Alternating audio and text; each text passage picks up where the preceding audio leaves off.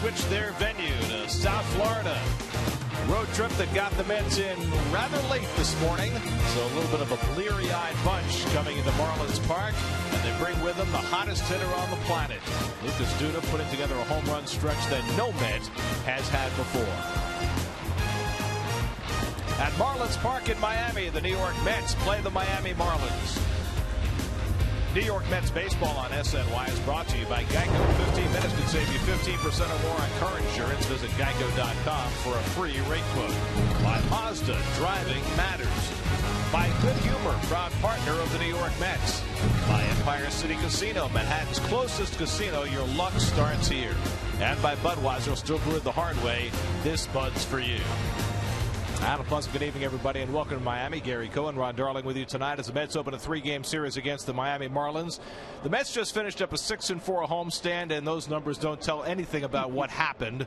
You had trades, you had near perfect games, you had a meltdown on the field, and then you had the heroics of this past week, and the Mets sweeping 3 from the Washington Nationals to pull within percentage points of first place. A memorable series in front of incredible crowds. You know, Gary, what I take from that, there's been some great individual moments at Citi Field. You had the R.A. Dickey winning his 20th. Of course, I think Santana, probably the biggest game when he pitched his no-no. But never have the fans had a chance and have attached themselves to this ball club in 2015 and gone out in a huge weekend with a big series where I think the Mets had a lot to prove. They had a lot to prove to the Nationals that they could play with them, and they certainly did, sweeping them with their 3 great pitchers. A lot of turning points this week. The Wilmer Flores adoration party, the trade for Yoenis Cespedes, but almost lost in all of that until this weekend was this incredible run that Lucas Duda has gone on. 9 home runs in his last 8 games. Well, I think we talked about it many times, is that they didn't have to make tons of changes if Lucas Duda just hit like he did last season, and he really has started to do that. It coincidentally comes with Terry Collins telling the guys on this ball club, hey, listen, we've got a lot of talent here. If you hit, you're going to play. Lucas started hitting. So much is going right for the Mets right now. One thing that has not been recently is the pitching of Bartolo Colon, who at age 42, you worry may have hit a little bit of a wall. Well, his last 7 starts, he's 0-6. His ERA, you see, is 6.16.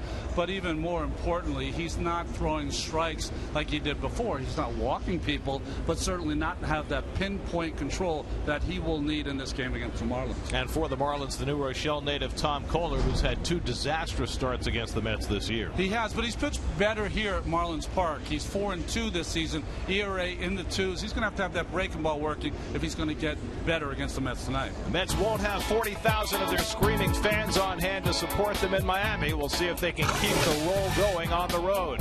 Mets and Marlins, all the action on SNY.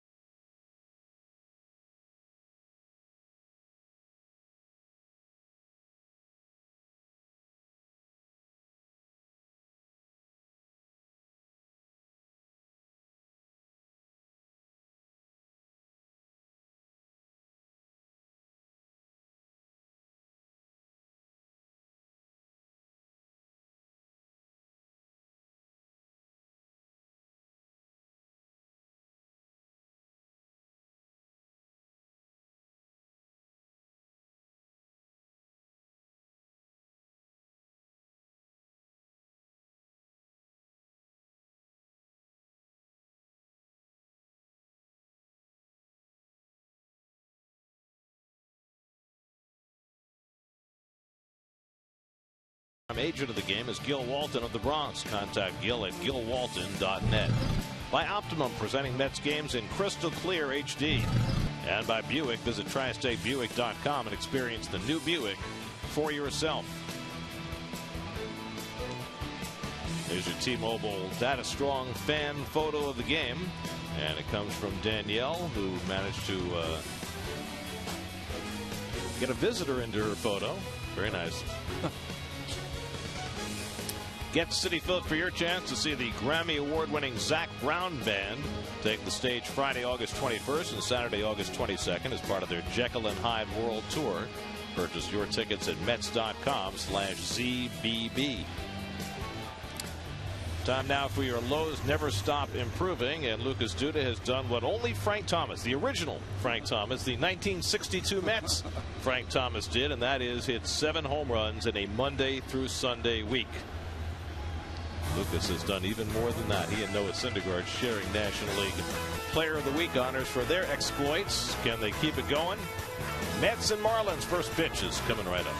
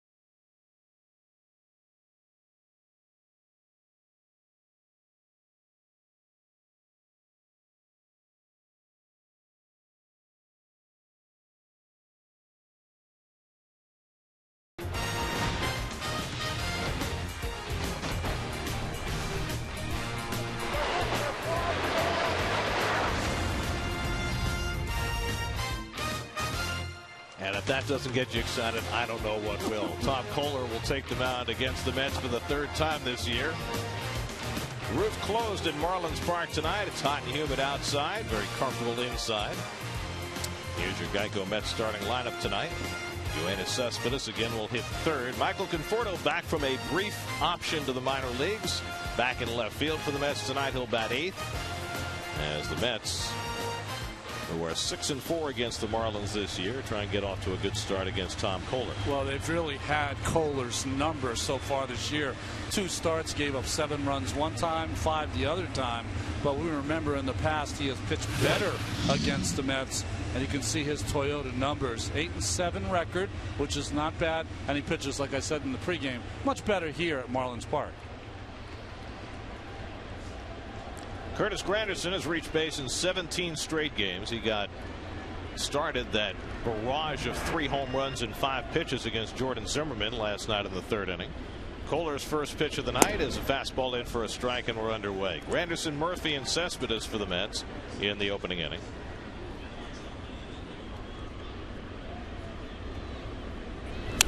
And he fouls back Kohler's fastball, and it's 0-2. Kohler had a rough last outing against Washington. Gave up 5 runs in 6 innings. His 6 starts before that, though, 1.62 ERA. So he had been in his best groove of the season until he hit a little speed bump against the Nats his last time out. This is a depleted Marlins rotation now.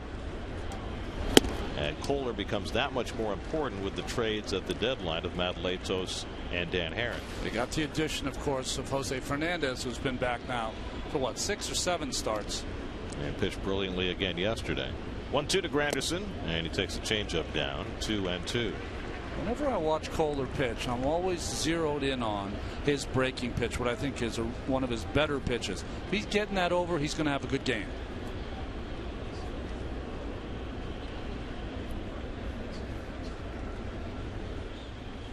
Two and two to Granderson leading off, and Curtis fouls it away.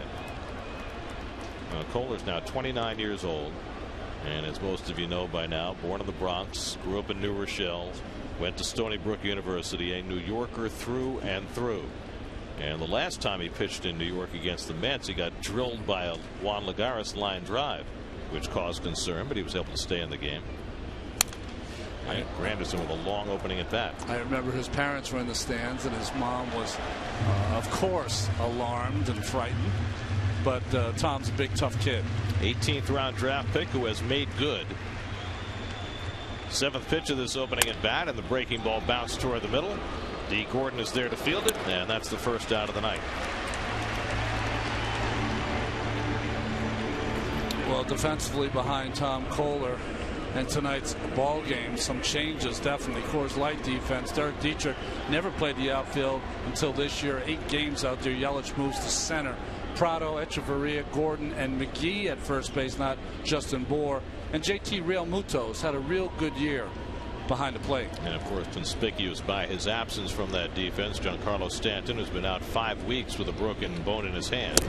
Daniel Murphy takes outside ball 1, and it's going slowly for Stanton in his comeback, still just trying to hit off a tee and not feel any pain in that hand. It seems every year there's some little thing that happens that keeps him from playing all season long. Murphy drives one deep to center, chasing Yelich back in that big expanse, and he runs it down.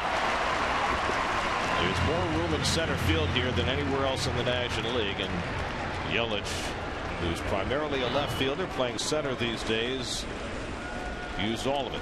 Well, he showed you the kind of speed he has. He is a great left fielder who's taken over in center field, able to run that ball down. So 2 out and nobody on. Now Yoenis Cespedes. Cespedes playing his 3rd game as a Met, and in his 4th year in the big leagues, the Cuban native playing his first ever game here in the cultural capital of Cuba outside Havana, here in Miami. I was in Little Havana today at Versailles. If you ever come down here, it's a little place in Little Havana that has the greatest Cuban food you could ever have. There is generally great celebration of Cuban players here, and of course the Marlins have a couple of their own Cuban-born players in Jose Fernandez and Adeiny Echeverria. But never got to play here in his American League days, and now in Miami for the first time, and he pulls one over the bag, and he's got himself an extra base hit. Played out of the corner by Dietrich, and Yoenis Cespedes, who had his first hit as a Met last night, now has his first extra base hit, a 2-out double. Well, you show me one of the elite hitters in all of baseball, and I'll show you guys who can hit the breaking ball. This one left in the middle part, and Cespedes jumped all over it and kept it fair down that line. Ball just sounds different when it comes off the bat with the good sluggers. So the Mets have the first base runner of the night. Cespedes in scoring position with 2 out, and now the raging hot Lucas Duda. Lucas now with 21 home runs this year. We've not yet played 2/3 of a season, so all of a sudden Duda on a pace for better than 30 home runs this year. That one bounces up in the air right back to Dietrich, and so Cespedes can't make a move. JT Realmuto, the catcher, able to snag that ball out of the air. That's what the ball looks like to Lucas Duda right now, about that size, without the autographs. What's the big change for you folks at home? He's not swinging at the ball in the dirt. He's been awfully quick inside, including that home run Sunday night off Zimmerman. Just remarkable. Well, he's been laying off the off-speed stuff out of the strike zone as he did there. But the home run he hit last night was something I don't think anybody's ever seen before. Up and in, out of the strike zone, and able to turn on it and keep it fair. I've thrown that pitch many times to guys. I've had them get base hits off it. Broken bats. Never seen anyone go deep on that pitch. I mean, there was a great overhead shot that ESPN had last night during the game that showed him pulling his hands in, opening his hips, and somehow able to get the barrel to the ball and hitting it off the facing of the Pepsi porch. It was remarkable. It's almost like he pushed the barrel to the ball, and he's so strong that he's still able to hit it out of the park. And I think that's been the greatest lesson for Lucas during this hot streak. He does not have to get all of it to hit a home run, and he walks on 4 pitches here. Kohler naturally being careful with him, and so Wilmer Flores will come up with 2 men on. To me, Gary, it all came from the 0-2 home run. Wilmer again. How about this?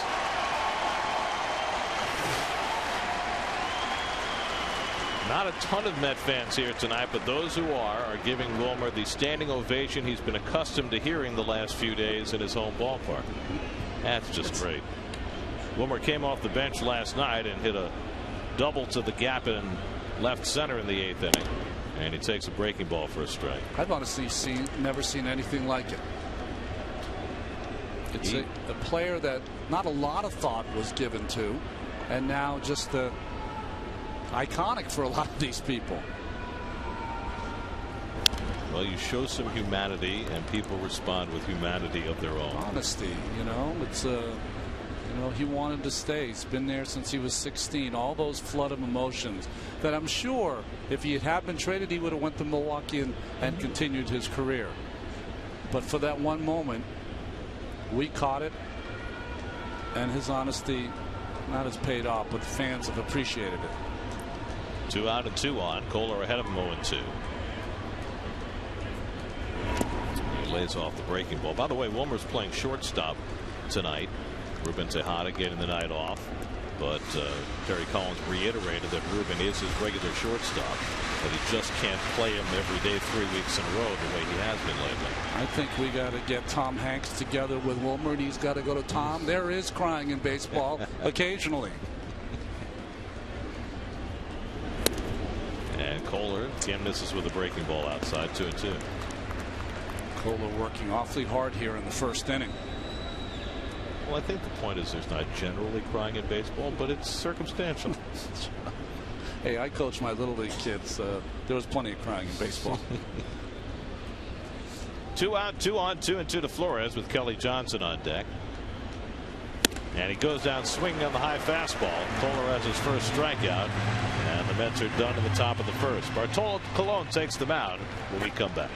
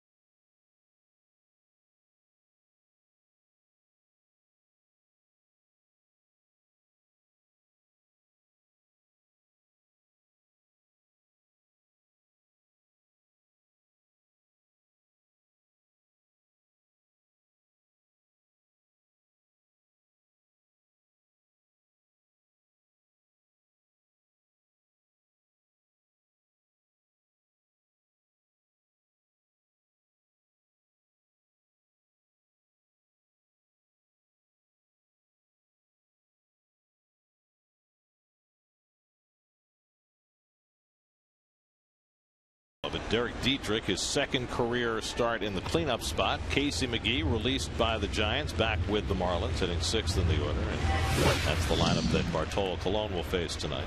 Well, you see the Jeep numbers. They have not been pretty of late. Bart got that 9th win on June 12th. Hasn't won since then. Gordon now he's 3 for 18 since coming off the DL. Gary, you were telling me earlier today. Gordon 3rd in the National League in batting. Suffered a dislocated thumb right before the All-Star break, diving on a play at first base, something he says he will never do again. Fortunate to miss just a couple of weeks, but he has certainly cooled down since coming back.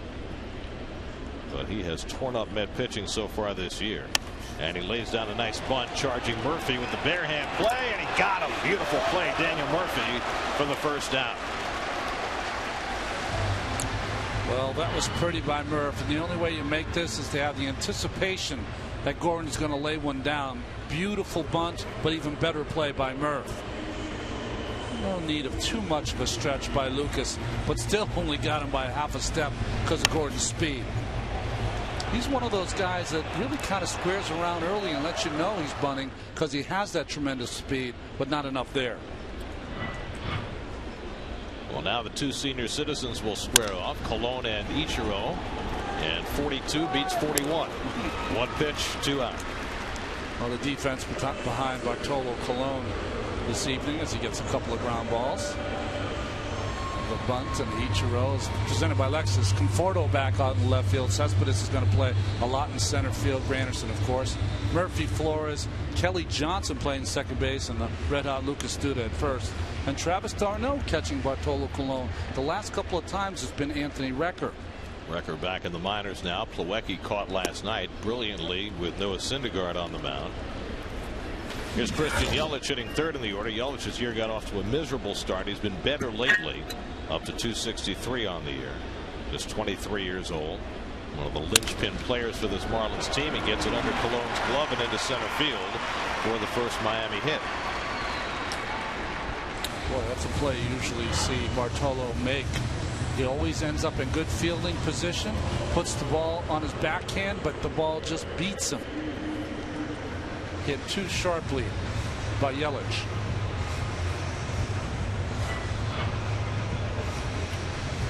So a 2-out base runner for the Marlins, and now Derek Dietrich, the unlikely cleanup hitter.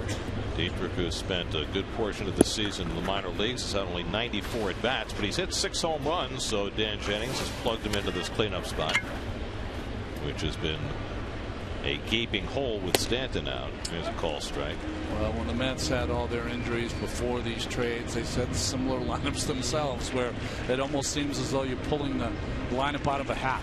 It wasn't that long ago that John Mayberry was batting cleanup for the Mets. And so Mets can feel the Marlins' pain. These are the 2 lowest scoring teams in the National League. Mets, despite their little flurry lately, still last. Throw by d'Arnaud on the stolen base attempt. And Yelich barely beats it for his 11th stolen base of the year. And I think he did beat it. d'Arnaud gets a good pitch to throw on. Doesn't get a lot on the throw, but it's accurate. But watch the left hand of Yelich as he gets right on that outside part of the bag. Close play, but I still think he beat it. Terry Collins up on the top step, waiting for his replay coordinator to give him a nod. Flores got that tag down. The question is, had the hand already hit the bag? And we're still waiting to see what Terry wants to do, and he is not going to challenge. Again, we're stuck in a place where he was called safe. There's no evidence that's going to push that to a different call. So a runner in scoring position with 2 down. 1-1 the count to Dietrich, who's played mostly second base in his career, a little bit of third, but now getting some reps in the outfield. We talked about Stanton and his absence. The other key piece that the Marlins expected to have here was Marcell Ozuna, who had such a great year last year and now is in the minor leagues, causing some contention between the Marlins and Ozuna's representatives, who think that he's being kept down there for financial reasons, reducing his major league time. 1-2 coming, and Dietrich goes down on strikes. Colon has his first strikeout of the night. That gets him through the opening inning. After 1 in Miami, Mets and Marlins no score.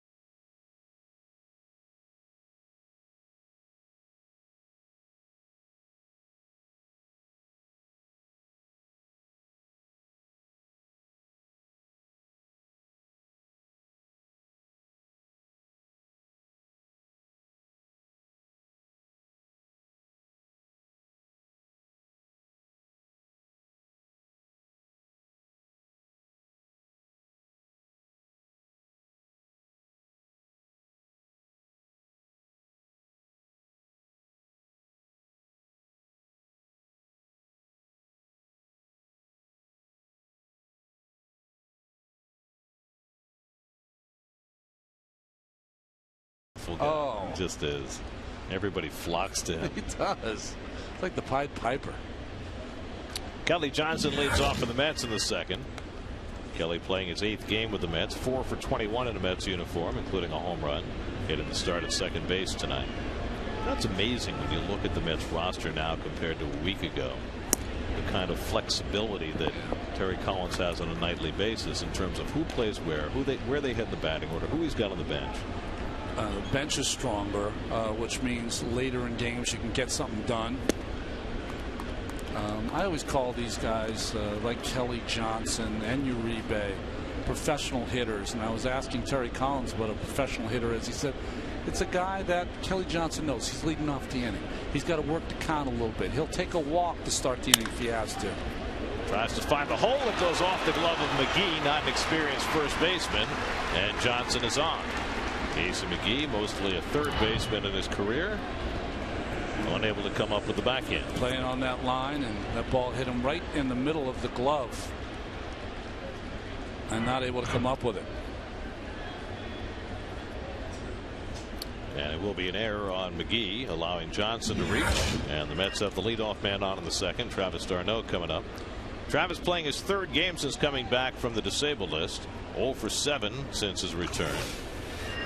Kevin Plawecki caught last night, got on base 3 times. So it's great for the Mets that they kept Plawecki. That's driven out to right. A long run back for Suzuki, and he can't get it. Johnson around second on his way to third. He'll be held up there, and Travis d'Arnaud, with his first hit since coming off the disabled list, beats Ichiro Suzuki to the opposite field with a double. Well, this ball was hit so hard that Ichiro, who has great skills in the outfield, couldn't get back in time, and with the leap still missed it. But Kelly Johnson was confused. He thought after a while Ichiro was maybe going to come up with that. Watch, he'll start to go back to first, and after that stutter step, he can only go from first to third. And Kelly saw the leap by Ichiro and figured he was going to come up with it. 10-time Gold Glover couldn't. So the Mets have second and third, nobody out. Michael Conforto, the batter, and he takes a curveball for a strike. It's been an odd last 48 hours for Michael. He was sent to the minor leagues Saturday when the Mets activated Yoenis Cespedes, but was in his hotel room yesterday about to get on a plane to Las Vegas to visit AAA for the first time. And the Mets decided to place Kirk Neuenhuis on the disabled list with a pinched nerve, and Conforto was called right back. So he never actually left town. That's fantastic. Michael, at the 4-hit game against the Dodgers a week ago Saturday night, has not had a hit since. He's gone 0 for 12, but even in that 0 for 12, you can see that he has a concept of what he's doing. He's got a concept, but also the pitchers know that he has a concept and been pitching him awfully tough. That being said, he's got to start getting his hits. Right.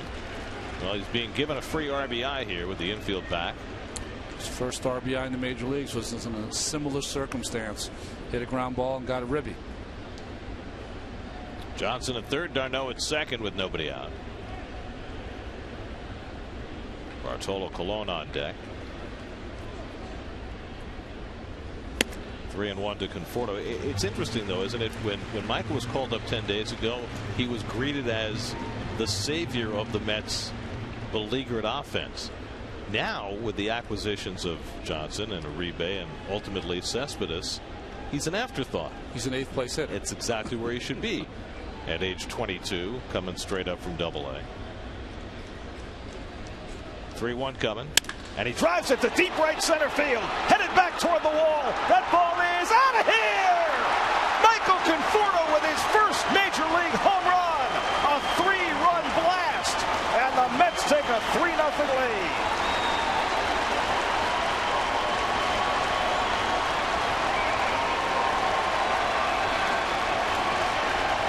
Well, Terry Collins said it the other day. Conforto came up with a reputation as a line drive gap-to-gap hitter, but he puts on a power display in batting practice, and he showed off his power there. Listen, he's a strong kid, and if he gets in hitters' counts and they decide to challenge him, is what Kohler decided to do.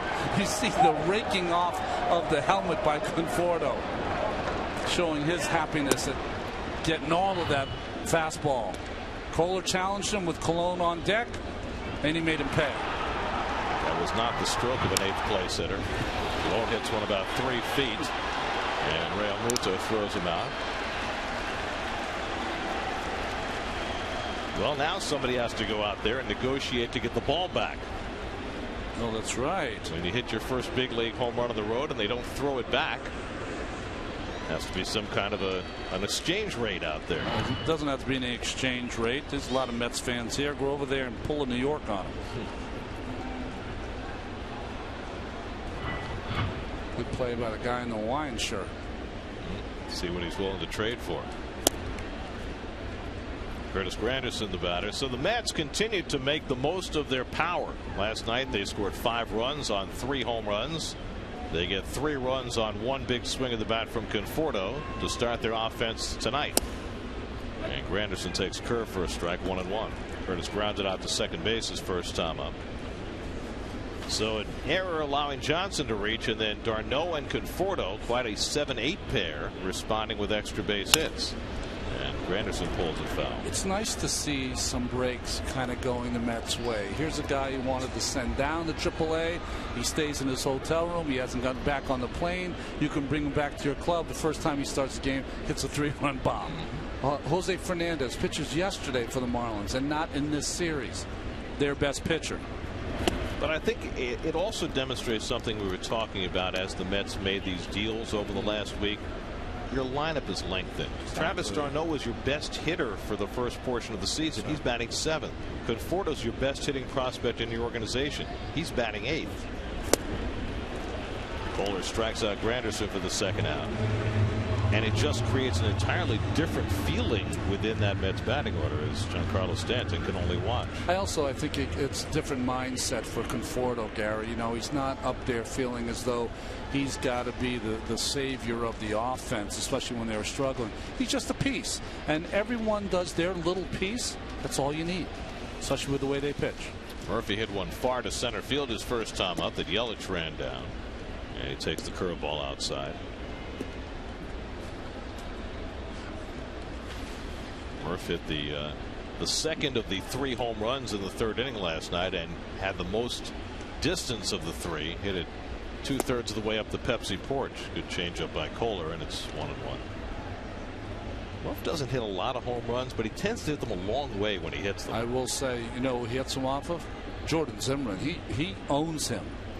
You hate to say that because Zimmerman's such a great pitcher, but doesn't give up many hits to anybody. Out to left, and Dietrich comes on and gets there to retire the side, but not before the Mets put up a 3 spot on 1 big swing. Michael Conforto's first major league home run. A 3-run bomb puts the Mets in Cologne up 3-0 in the second.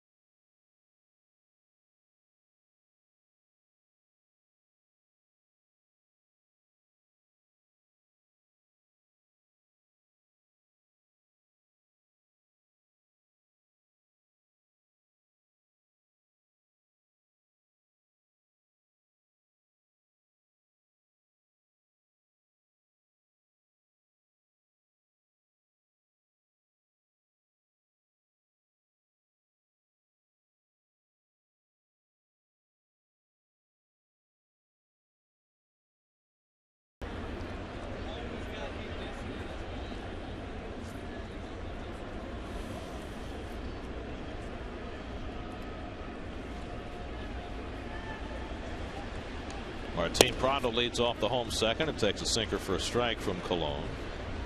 Prado hitting at .272 on the year. He spent some time on the disabled list. Came back about 2 weeks ago from a bum shoulder. Prado, McGee, and Real Muto against Colon, who's been staked to a 3-0 lead. Interesting. Colon's thrown a lot harder at the beginning of this game. Every pitch has been over 90 so far. Well, he was off in every conceivable way in his last start against the Padres on Wednesday. And Prado takes one the other way for the Marlins' second hit of the night. Now Martin Prado with his 14th hit against the Mets this year. He's been a thorn in the Mets side, as has D. Gordon. If you look at the season series so far, Mets have won 6 of 10. Jerry's Familia has been able to lock down 5 of those 6 Met wins. 10 games, 5 home runs for Stanton, not in the lineup. That's the biggest difference for this Marlins team, because he can carry them any game, anytime. So the Marlins have a leadoff base runner now. Casey McGee, who played for the Marlins last year, started this year as a San Francisco Giant, lost his third base job, was eventually released and then re-signed by the Marlins in July, and things have gone no better for him as a Marlin than they did as a Giant. He's got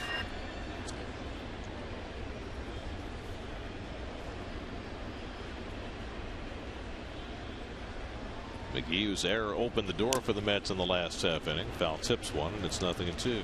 McGee, you were mentioning before, has a little double play-itis this year, doesn't he? Unbelievably so. 173 at bats, 17 grounded into double plays, which leads the league. I mean, think about that. That's 1 every 10 at bats. How often do you come up with a runner at first? But 30% of the time, 40% of the time? I mean, it's almost inconceivable. Here, no double play. Instead, he strikes out on 3 pitches, and Colon has his second strikeout. Well, this is what the Marlins are missing in the middle of their order. He just can hit it to any part of the ballpark. He's got tremendous power to right field or left field, and tape measure shots. I know a lot of the networks like to use exit velocity, and nobody has better exit velocity than Stanton. It's you better head for the exits and don't get hit by velocity. That's right. And still, after missing 5 weeks, he's still only 2 off the home run lead in the National League. It's crazy. I mean, if he could stay healthy, he's one of the few legitimate 50 home run guys still. Well, that's the caveat with Stanton, who is the greatest power hitter in the game today, and just signed a 13-year contract with the Marlins. But here he is, having broken a bone in his hand, the hamate bone, which is a fairly common baseball injury, which is normally a 4 to 6 week injury. He's 5 weeks in. He's still just hitting off a tee, and he has pain. So that tells you he's not healing particularly fast. And so that's got to be a concern. JT Realmuto takes a strike, and it's 0-2. Of course, there's no rush right now for the Marlins. They're 19 games under 500 and going nowhere. But, you want to have your marquee player on the field. Realmuto has done a nice job as a rookie catching for the Marlins. Dribbles one down toward first, and Duda puts a tag on him going by for the second out. Prado moves to second.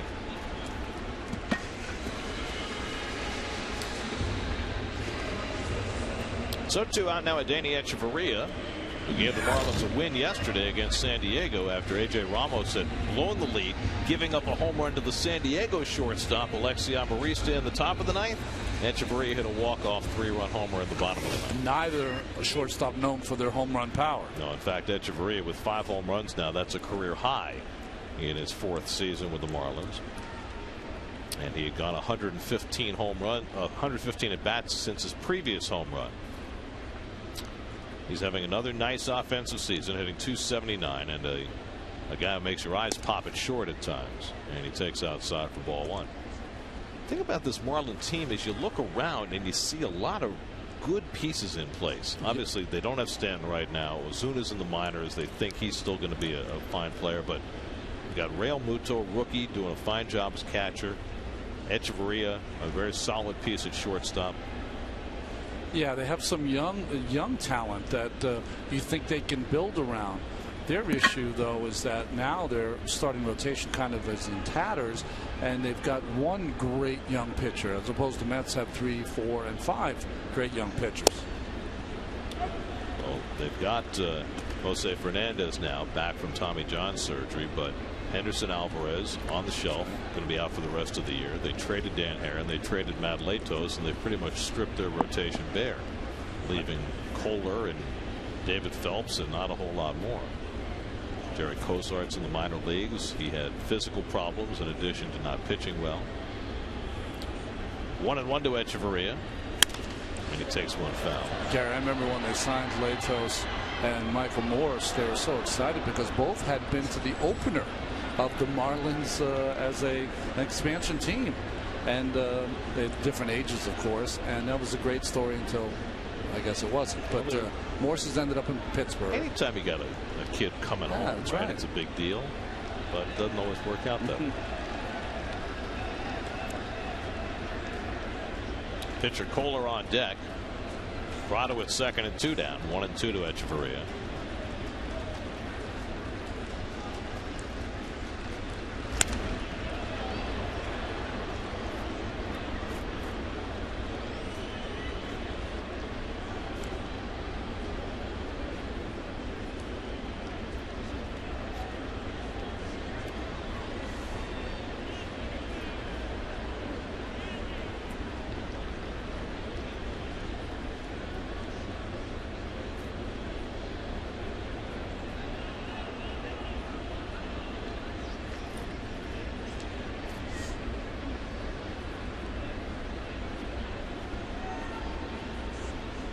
Boy, Darno really hiding those signs.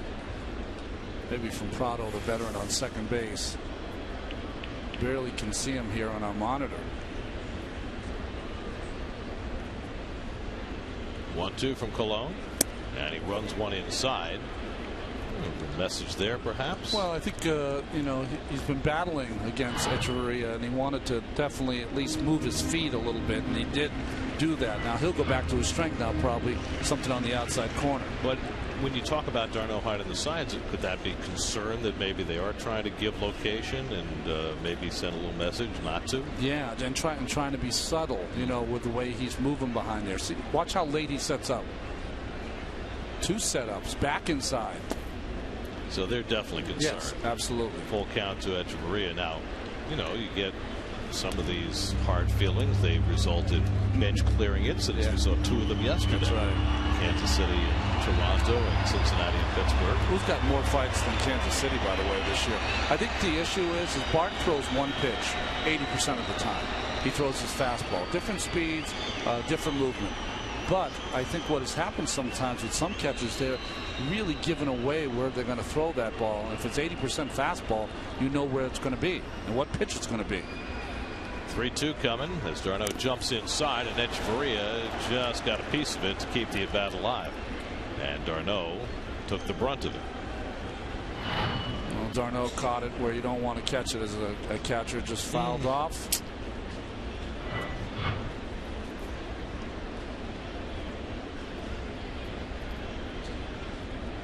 John Hirschbeck and Bartolo Colon may be sharing a laugh at Travis's expense. That happens, though. That's not very nice. Well, we've all been there.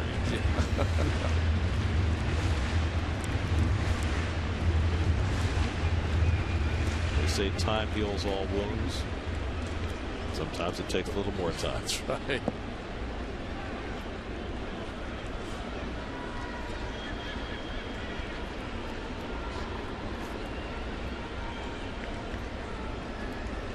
Eighth pitch of the at bat coming from Colon to Echeverria. On the outside corner, he got him looking. Third strikeout for Colon. He works around the leadoff hit in the second after the Mets hand him the lead. 3-0 New York.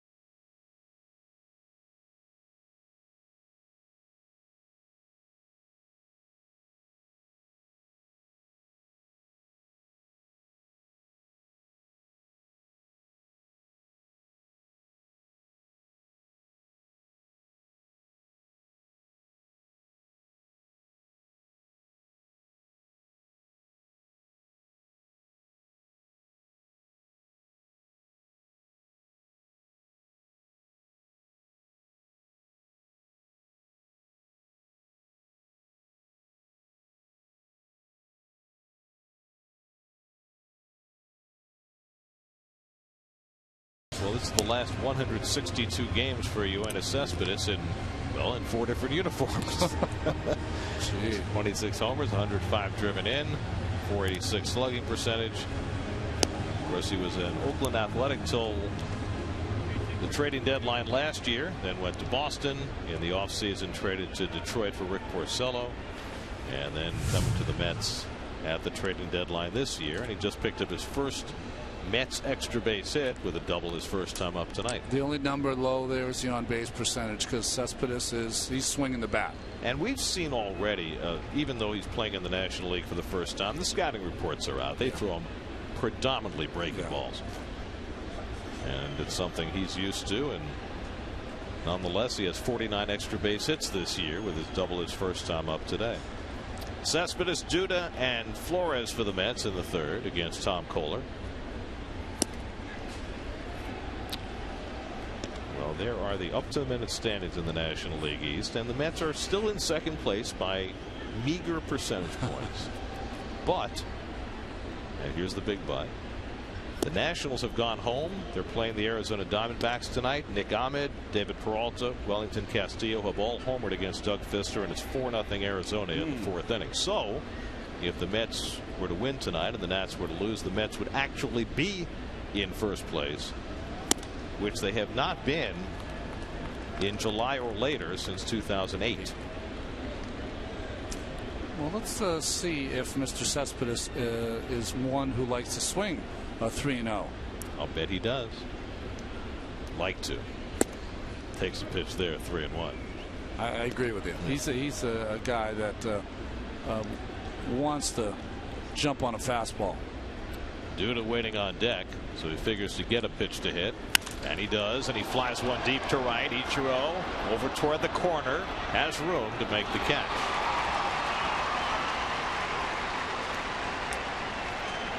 He just missed that, by the way. Fastball away. He's got that kind of power to hit it out to right field. Just got under it a touch.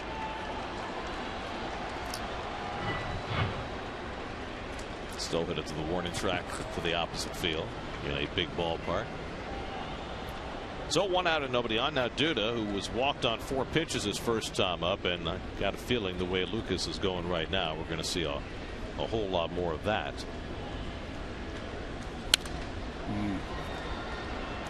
Early this season, Lucas was walking a lot. It wasn't hitting for a lot of power, but had a very high on base percentage. Then came the doldrums of June and July, where he was unable to lay off the stuff out of the strike zone. Well, the thing I didn't understand with Lucas this year is that as a hitter, as you mature, you really have to understand how the pitcher is going to get you out. And if he is getting you out with a certain pitch, then you've got to lay off that pitch. I know it's easier said than done, and he's doing it now. That's the biggest difference why he's getting pitches to hit. Now, how much of a relationship is there between the Mets importing some more offensive talent to put around Lucas and him all of a sudden having the patience to lay off and not overswinging? I think that's a great question, Gary. I think it always is going to help when you have better hitters around you. But I think it was a more internal thing. I think that once Terry Collins went around that clubhouse and said, if you hit, you're going to play. If you don't, you won't. And he was threatened, not threatened, I'm saying he was thinking at some point as he strikes out on the changeup that he might be platooning at first base. He didn't want to do that. But of course, what gave Terry the wherewithal to say that was the fact that all of a sudden he had options. And, you know, Duda said, well, was Kelly Johnson brought here to take my job at first base? And Terry said, well, it's up to you. Yeah. And he has made it quite clear, Lucas has, that he would like to play. Thank you. Another nice hand for Wilmer Flores, who struck out his first time up. Is this going to happen everywhere we go? I think so. It would help if he got raging hot too, wouldn't it? Well, he's already had a walk-off home run on Friday night. Pinch hit double last night. He's had 3 walk-off hits, I think, this year, right? Tied for the most in the majors. By the way, did you see who had a walk-off home run last night? The 6th of his career. Andre Ethier. Oh, that's right. The king of the walk-off. Yeah, he is. Milwaukee on the bench tonight. Kohler ahead 0-2 on Flores. And he just misses with a slider. Kohler was holding it the way a catcher holds it for the umpire. He was holding his position waiting for the call. Yeah, he posed. I think Real Muto kind of could have framed it a little better. By the way, I don't know if you were watching last night, Ronnie, when Andy Fletcher's umpire clones were in the ballpark last night. I know we've had them a couple times. I love those guys. They make me laugh every time. I didn't realize they just follow Andy around. And I didn't realize they're doing it for charity also, which I think is fantastic. It's a great act. And a tapper back to Kohler. And he throws out Flores. So Kohler has his first 1-2-3 inning of the night. When we come back, Steve Gelbs will be talking with last night's fireballer, Noah Syndergaard.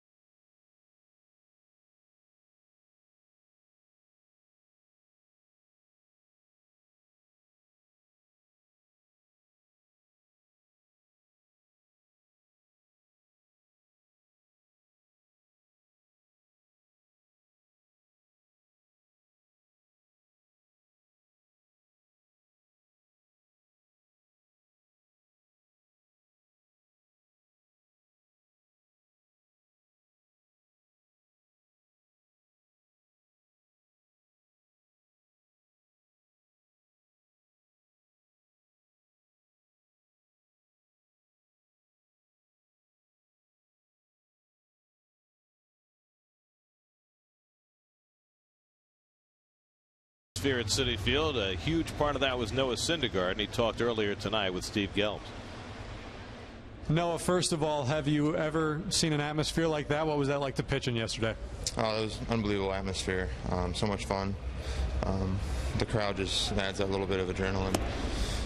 It was August 2nd, or it was August 2nd, and the crowd's going that crazy, packed house. I can't imagine what it's going to be like when we make playoffs. Last two starts for you. First of all, actually, you say when we make the playoffs, so feeling pretty confident about things? Oh, yeah. I mean, I think we're really getting the ball going right here. We got a lot of momentum coming into this road series, and I think we're going to come out on top. Last two starts for you, 18 strikeouts, no walks. What has been the key for you to have that ability to strike guys out without putting anybody on base in terms of walking them?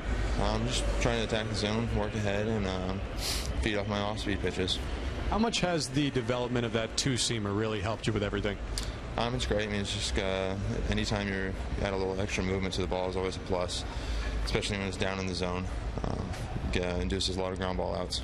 When it comes to the off-speed pitches, you know, there's seen kind of an evolution with you this year in terms of your confidence. Do you feel much more confident throwing any pitch in any count than you did, say, a month, 2 months ago?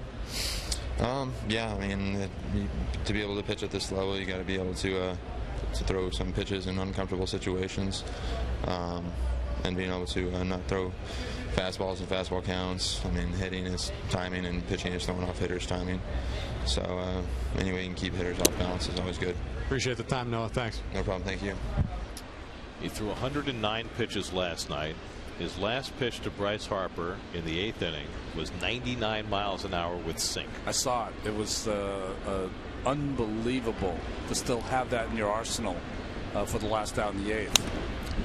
You know, As a layman watching Syndergaard's development over the last 2 months, what seems obvious is that he's willing to throw the ball now to both sides of the plate. He wasn't an inside fastball pitcher when he first came up, and now he is. Well, I think the two-seamer that was taught to him by Dan Warthen has changed his confidence. Another tough play for Murphy against Gordon. This one he'll put in his pocket, and Gordon's got himself an infield hit.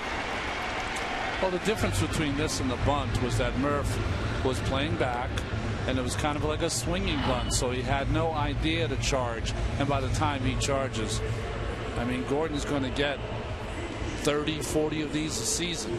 2 strikes. That's why Murphy wasn't playing as far in. You know, what I was saying about Syndergaard is that Warthen taught him the two-seamer, which he uses on both sides of the plate. And I think that the movement has given him confidence. Remember when he first came up, what some of the, I don't know, scouts told me and would tell us, right? Here's a guy who throws 99, but they get good swings at him. Well, they're not getting good swings because he's added movement and hasn't lost any of the velocity. Remarkable to me. Cologne starts Ichiro with a changeup and gets over for a strike. Ichiro now has 97 career at bats against Cologne. Oh. Well, they're 83 years old combined. That's right. 28 hits, 3 home runs for Ichiro, who is 98 hits shy of 3,000 in his major league career, and in 1,248 in 1,278 in Japan. He's now at 4,180 hits for his career. So the way he's playing now is kind of the 4th outfielder. He's going to have to play another season, maybe 2. Well, with Stanton out, he's playing almost every day, but the problem is the more he's played, the more his production has dropped. And he's just 240 this year, which is unheard of in Ichiro's career.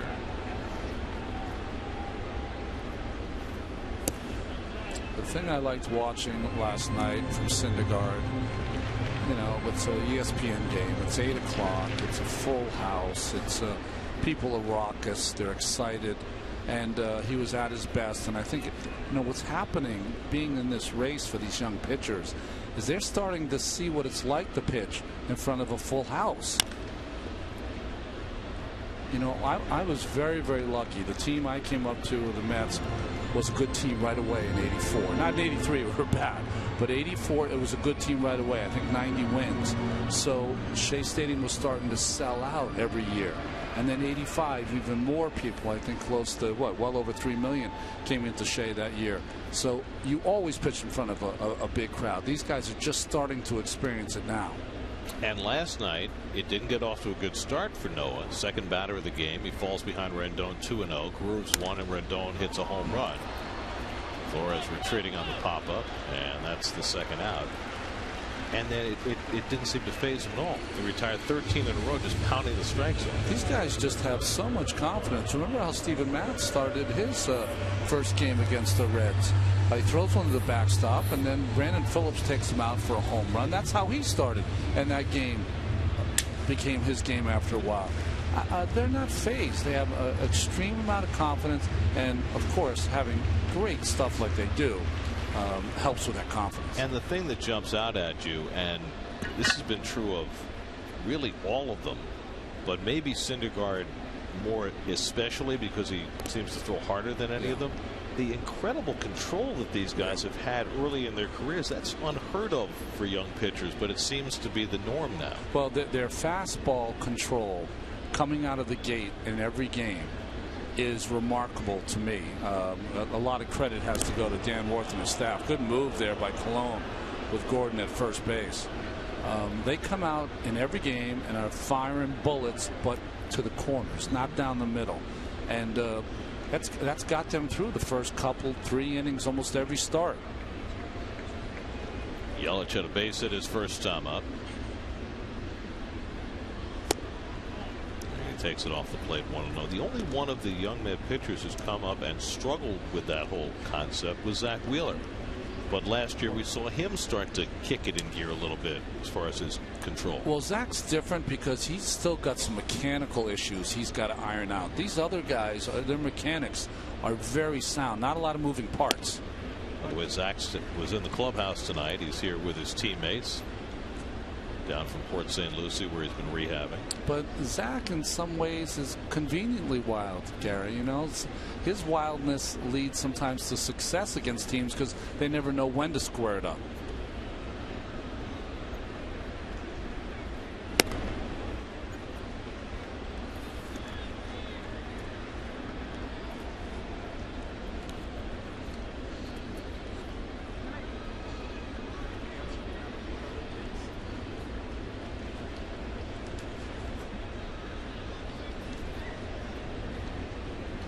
Can't ever have too much bacon.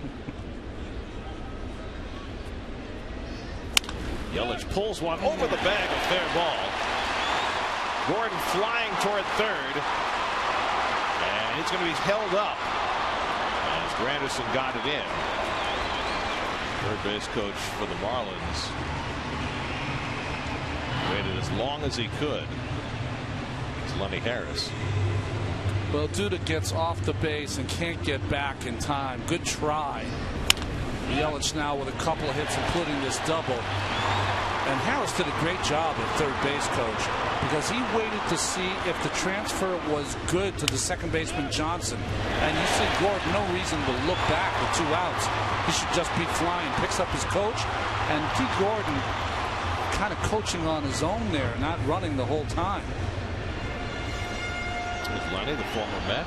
It looks like Lenny and Gordon are arguing over the play. I mean, not yelling at each other, not to share a Joe Espada moment. They're just having a little fun. Wasn't that something? So, second and third and 2 out. Derek Dietrich, the unlikely cleanup hitter, struck out his first time up, and he pops the first pitch foul. That'll come back out of play. So Colon all of a sudden with a situation to deal with. Tying run at the plate in a 3-0 game.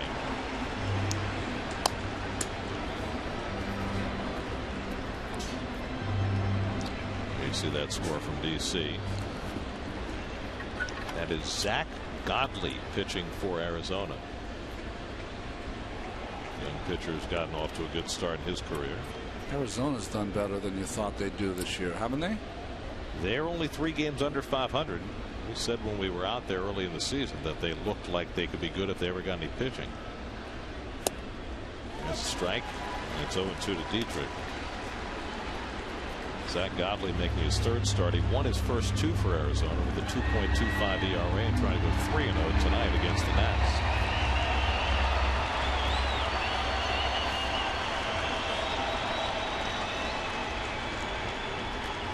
Now Colon trying to get out of trouble ahead on Dietrich 0-2. And he smacks one to deep center field. Cespedes has it lined up though and gets there to retire the side. Colon pitches it out of trouble in the third. Still 3-0 New York.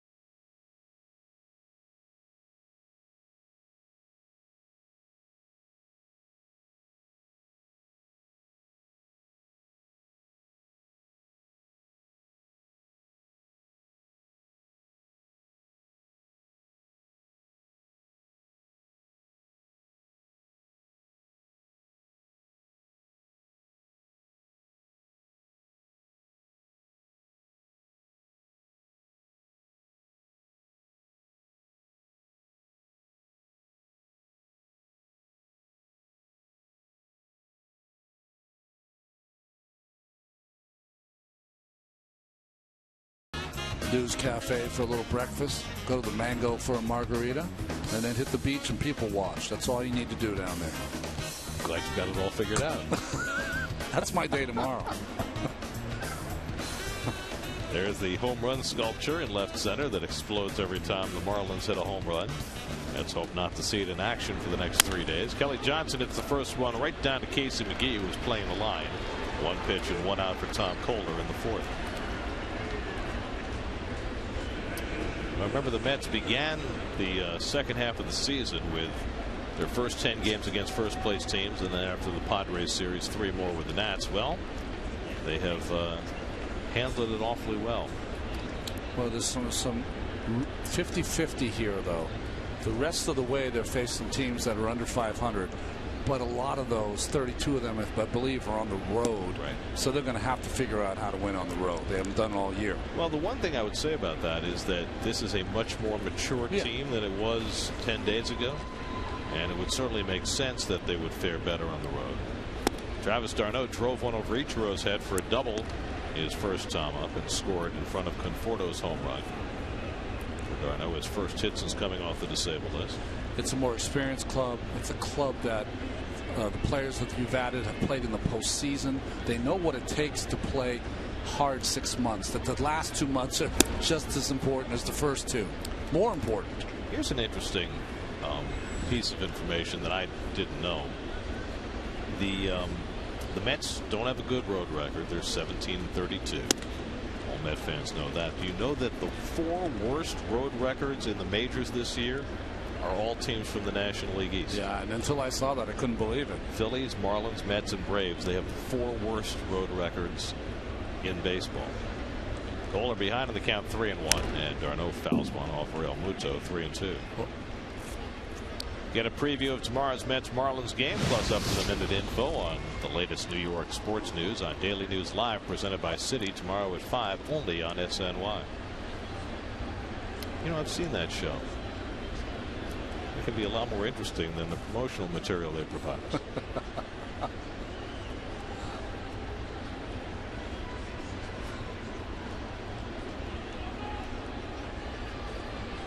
3-2 coming, and d'Arnaud smacks one down the left field line, and that's down, a fair ball into the corner. Second extra base hit of the night for d'Arnaud. So it took Travis a couple of games to get himself back in the groove, and here he is with 2 doubles tonight. What'd you say, 0 for 7? No more. Back-to-back doubles here in his first 2 at-bats, coast to coast too. Over Ichiro's head and now down the left field line. So the Mets have a runner in scoring position with 1 out. The last time Tom Kohler faced Michael Conforto, it was with first base open. He faces him with first base open again. See if he pitches him a little differently than he did when he grooved a 3-1 fastball that Conforto hit out of the ballpark for his first big league home run. I mean, the sound the ball made off this back top. Boom. What'd you say it was? 435 or so? 435. 112 miles per hour exit velocity. Usually when you have your first home run, sometimes you get the silent treatment, but the Mets are on such a high right now. No silence involved. Nobody wants to be silent. They all want to scream and yell. By the way, we are told that the trade has been executed, and the gentleman who caught Conforto's home run ball has exchanged it. Don't know what he got in return. There he is. Well, thank you to him. That's very, very nice. Hopefully more than a wristband. Big curveball by Kohler to get ahead 1-2. So Conforto's got a few souvenirs already. First RBI, first hit, now first home run. Yeah, we were on TV. Yep. And the son's got to show him because he doesn't know how to pull it up.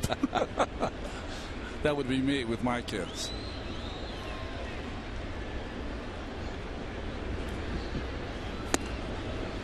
Slider in on him, and it's 2-2 to Conforto with Colon on deck. So 2 pitches in, breaking ball. He hit a fastball off from 435 feet. Set him up inside for the changeup away. That's going to be the pitch right now. Let's see if Conforto can stay on it. Let's see if I'm right. Thank you. were right, and he laid off. It's automatic. So what does he do now? 3-2 fastball or with the pitcher on deck? If I had any talent to hit the ball, I would have been a really good player. I just had no talent because I can guess with anybody. Well, this is the hard call right here. I think he's going to go with some kind of breaking pitch. He's not going to challenge him 3-2 with Colon on deck. He can't. Down 3 runs already. And he went with the curveball and struck him out. So Kohler picks up his 4th strikeout as he fans Conforto. Well, good pitching by Kohler. Never gave in to Conforto. Hard pitch to take, that looping curveball. So 2 out. Darno still at second. Here's Colon, who's driven in 3 runs this year. Hit one a few feet out in front of the plate, and Real Muto threw him out first time up. Mets 3 runs, 4 hits. The Marlins no runs, 4 hits. We're in the 4th. Bart's in swinging mode tonight. Well, it's RBI time. This is an RBI season for him.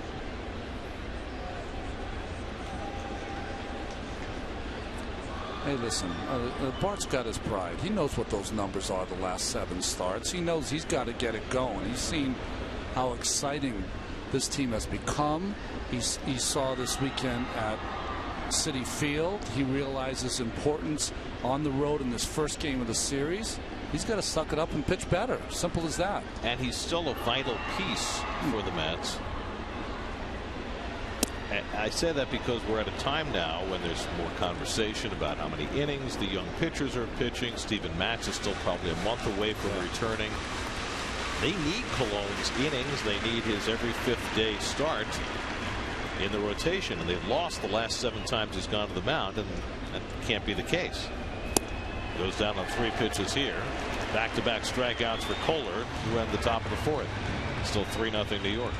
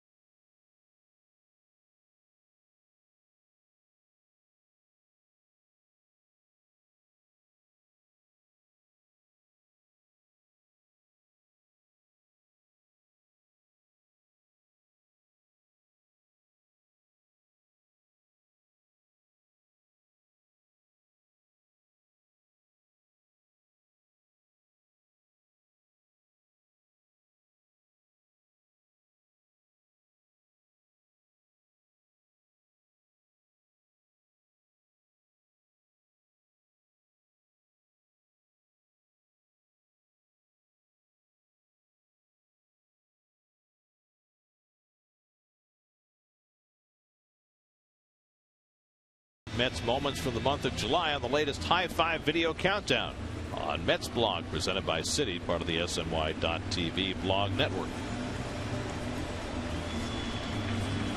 Let's look at our Verizon trivia question for tonight. The only 3 Mets left-hand hitters with 100 or more home runs. Well, you know number 1. Okay. Who are the other 2? Wow. Okay, I got 2. Because of longevity, I would think. Martin Prado leading off in the home 4th inning. Prado singled to right his first time up.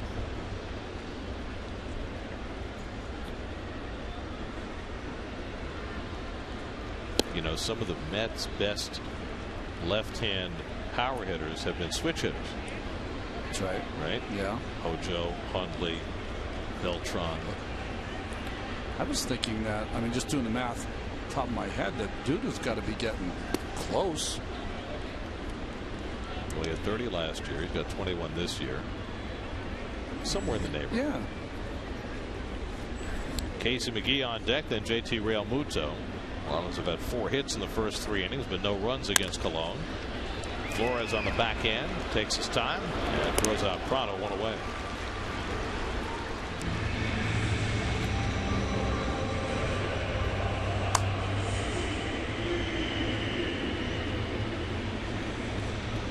So 1 out now. Casey McGee, who struck out on 3 pitches his first time up.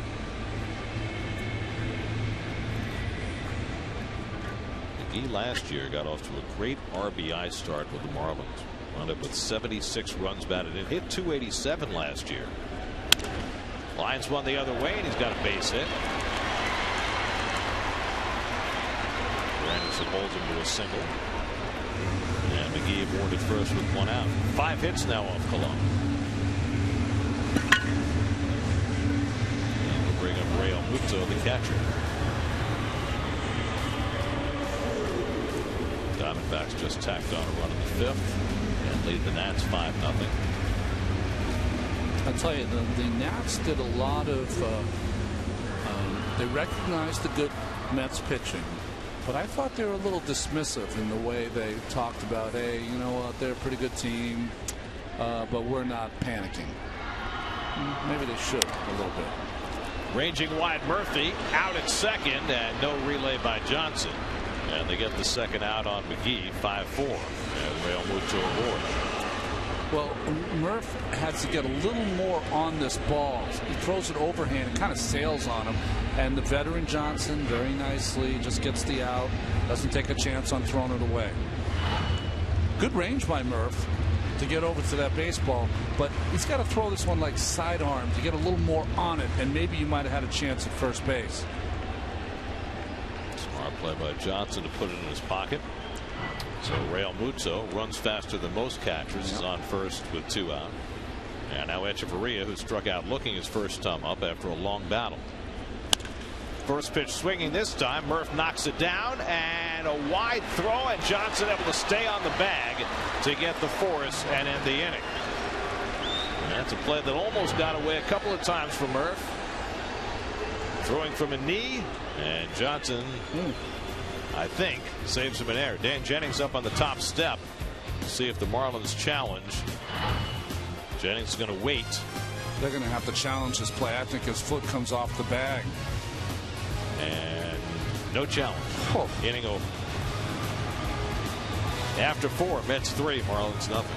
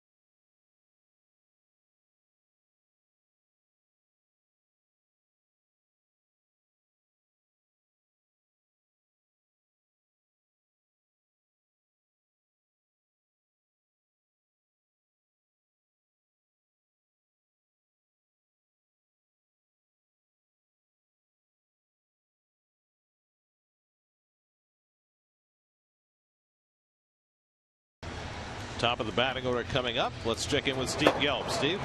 Well, Gary, we've started talking to some of the Mets players about their setups as they await for pitches, why everybody does something a little bit differently, and why certain guys do what they do. Heard last week from Daniel Murphy. But how about the guy that's about to come up for the Mets, Curtis Granderson? This is a guy, it's a really interesting story because he's in his 12th year in the league, yet this offseason he actually changed his setup pretty drastically as he awaits pitches, working with Kevin Long a little bit. Basically what they did, and you'll see it here in just a little bit, is they took all of the movement out of his swing. It was a way to help his consistency at the plate, which we've seen dip in and out over the course of his career. They want to get him down in the ready position to hit and have him stay there. Now, the only piece of movement you will see is right before the pitch comes. Watch as Curtis will cock his arms back and then swing through the pitch if he gets the pitch that he wants. The reason for that is that's how Curtis Granderson gets his power. The analogy he used is a boxer, right? What's going to have more power, the jab or the roundhouse? If you start from a place of just staying still, it's not going to have as much power as cocking the arms back and coming forward. Lines one toward the middle. He's got a base hit. He hit a home run and a curveball last night, and that time a base hit up the middle on a curve from Kohler. Well, nice hitting by Curtis here. And Steve, you're right. What hitters will sometimes call it, and they all have it, it's called a trigger. And at some point, you've got to trigger and get your hands moving to get that swing going. And that's the trigger that Curtis uses. Well, remember last year, Curtis was so corkscrewed at the plate, it was almost as though it was impossible for him to explode on time. And so that's why they took all of that movement out. Murphy takes one low for ball one. The thing you have to remember about Curtis is he's not a big man. He's wiry and powerful. So he always needs to have the bat speed. It's not the using his body and twirling and making that is where he's going to get his power. He's going to get his power from his hands and from his wiriness. Bat speed, whole key. Worth making friends. You sure he's making friends all the time when he's asking where those pitches are? Although John Urchbeck seems to be having a good time. Yeah, they're both smiling. I mean, among the Mets, nobody talks to umpires more than Murph does. But he always seems to be pleasant about it. Very polite. He's 0 for 2 tonight, and he takes the breaking ball inside. 2-1. Cespedes waiting on deck. Mets 3 runs, 5 hits. They got all 3 runs on one big swing by Michael Conforto, his first major league home run back in the second.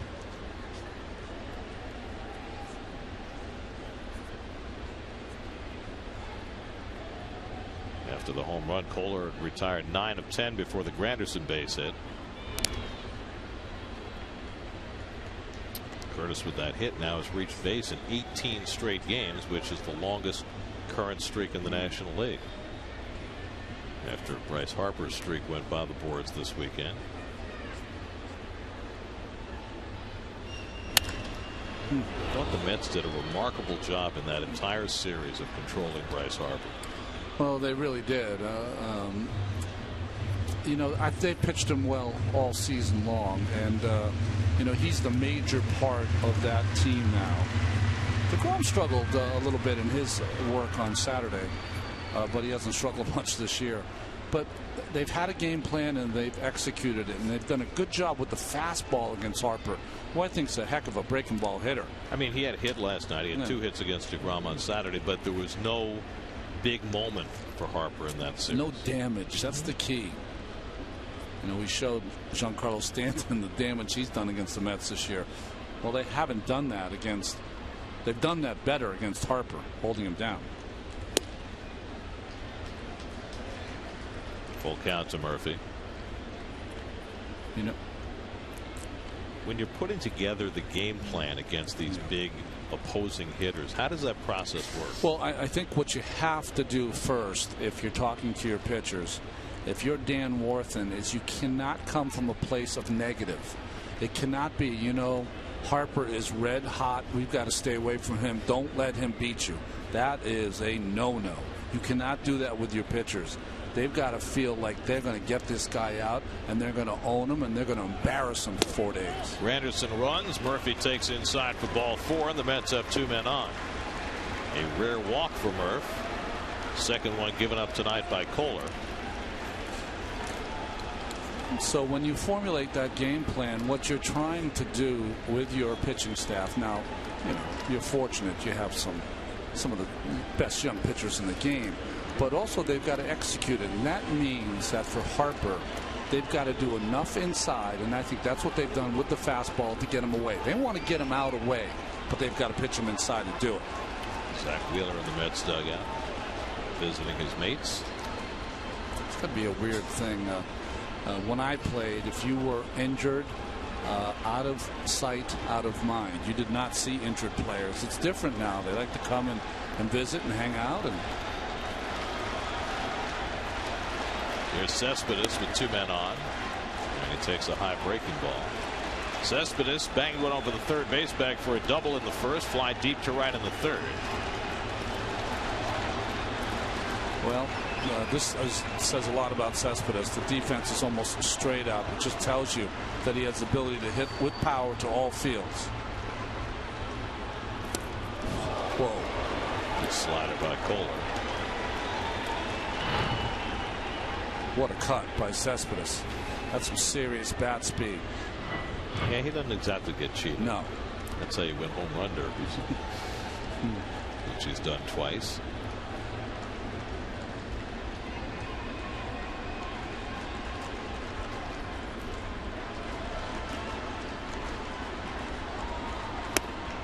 Also said I haven't seen neck wear like that since Mr. T. Very nice, that 52. Well, it was inevitable then that Carlos Torres had to give up his number. That's right. That's a big piece of jewelry to replace.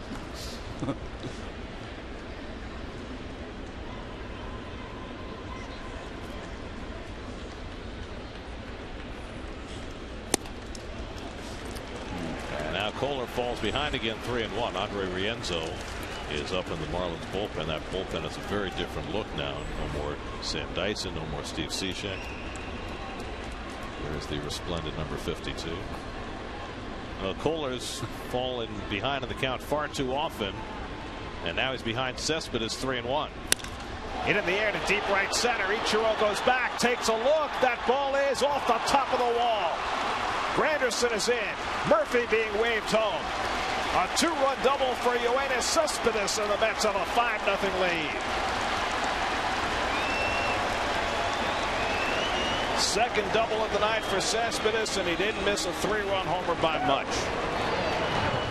Again, we were telling you about power to all fields. Now a couple of doubles in this game and a big one to get the Mets up by 5 runs. I mean, the sound that it has leaving his bat, and you said it, Gary, 2 feet, maybe a foot from going out of this ballpark. Well, the Mets for the 3rd time this year beating up on Tom Kohler.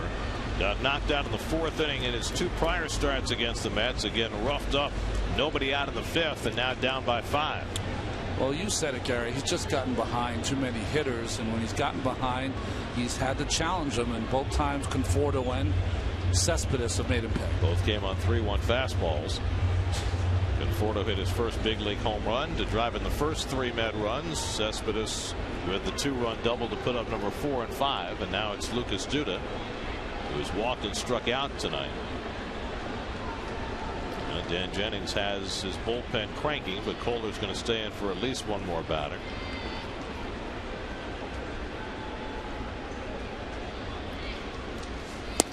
And Lucas takes a curveball for a strike.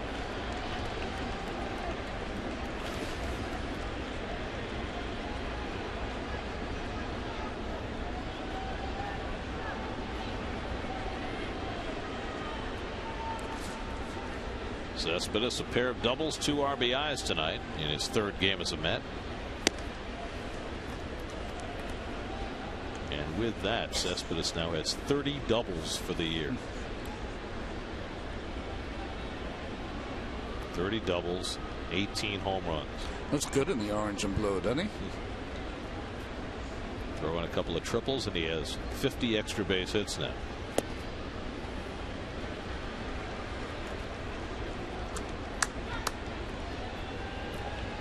Well, it's amazing how a week can completely change the tenor of a team's offensive attack. I mean, I played for a long time, been in this booth for a long time. I've never seen it change that quickly, ever. Well, there are a lot of reasons for it. It's not just Cespedes, although he's certainly the biggest piece, but bringing up Conforto, getting Darno back from the DL, bringing in Johnson and Uribe, and then Cespedes. That's right. 5 offensive pieces in a week. Clippard.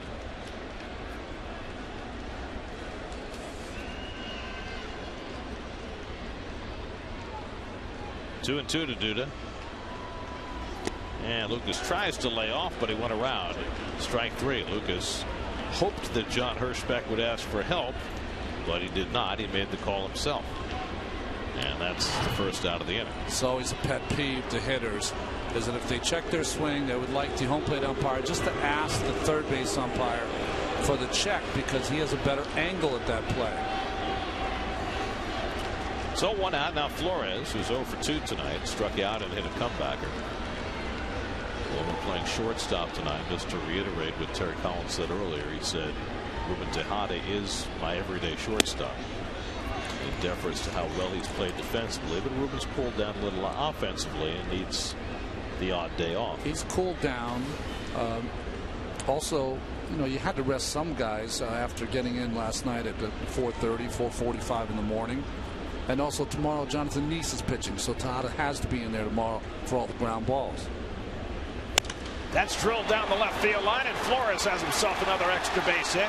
That'll chase home Cespedes. RBI double for Wilmer Flores makes it 6-0 New York. Boy, this is just an extra base hit barrage by the Mets.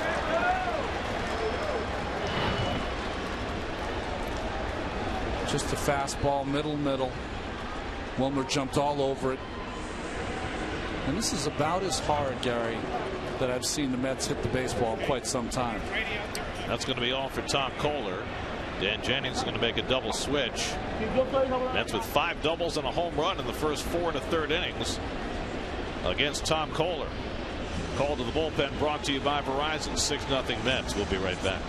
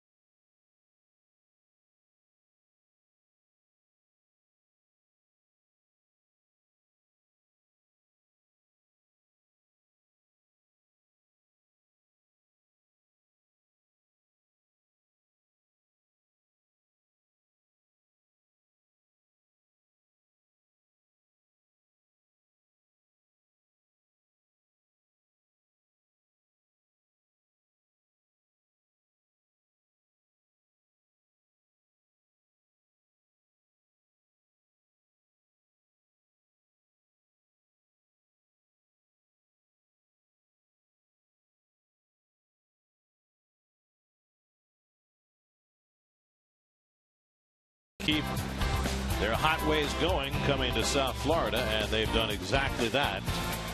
Their offense is not slowed down any more than the traffic. Tom Kohler up taking a pounding from the Mets for the 3rd time this season. Double switch. Justin Bour comes in to play first base. He'll bat 9th, and the new pitcher is the Brazilian right-hander Andre Rienzo. Well, a second player born in Brazil to appear in a major league game after Yan Gomes. Spent most of his year in AAA, recalled in late July. And there's now a third, Paulo Orlando for Kansas City. Yeah. So baseball continues to find players in new and exotic venues. Kelly Johnson first to face Rienzo, takes a strike. Kelly's reached on an error and grounded out 0 for 2. Mets have 3 runs home here in the 5th. A 2-run double by Cespedes, a run scoring double by Flores. And that one skips away from Real Muto and over to third. Scoots Flores. So a wild pitch thrown by Rienzo moves the runner to third with 1 out. Well, this is not a good play by the young catcher. He calls a breaking ball. It's not a good one, but he just tries to backhand it. You got to hurl your body in front of that one. He knows it. That'll force the Marlins to bring their infield in now with Flores at third and 1 out. 1-1 to Kelly Johnson with Travis d'Arnaud on deck. And Johnson grounds one down to first. Bour gets the out at first. The throw home is too late, and the Mets tack on another run. Now Bour's momentum was taking him toward the bag, so he figured he'd get the out there, but no chance to get Flores. Well, these are the kind of things that endear yourself to your teammates. Bour makes a good play just in, but if you watch Wilmer Flores at third base, he reads it off the bat. The infield's in, so he can't be going on contact, but he read that Bour was going away from that play and decided to come home. Gets a ribby for Johnson. Watch this play by Wilmer. He reads it, sees where he's going, and decides to go. That's good base running. It's the 4th run of the inning, and the Mets now lead 7-0. Johnson picks up an RBI. And now d'Arnaud grounds one to Echeverria. Makes the long throw from the hole, gets him by a stride, side retired, but a 4-run 5th inning for the Mets. Yoenis Cespedes with the big hit, a 2-run double against Tom Kohler. Cespedes' 2nd double of the game. 7-0 Mets halfway through.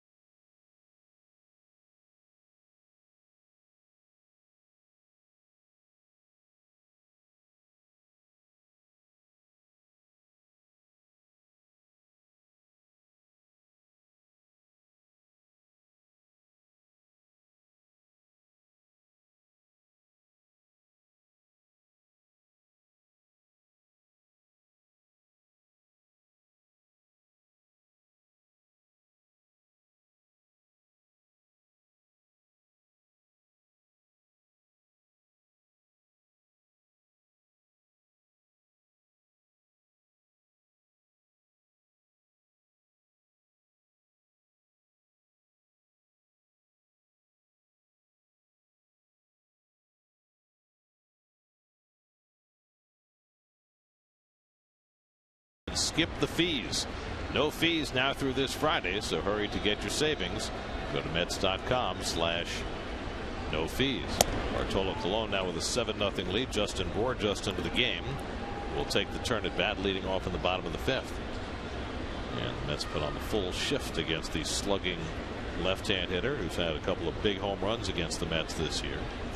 And he pulls one right into the shift. And Johnson throws him out, one away.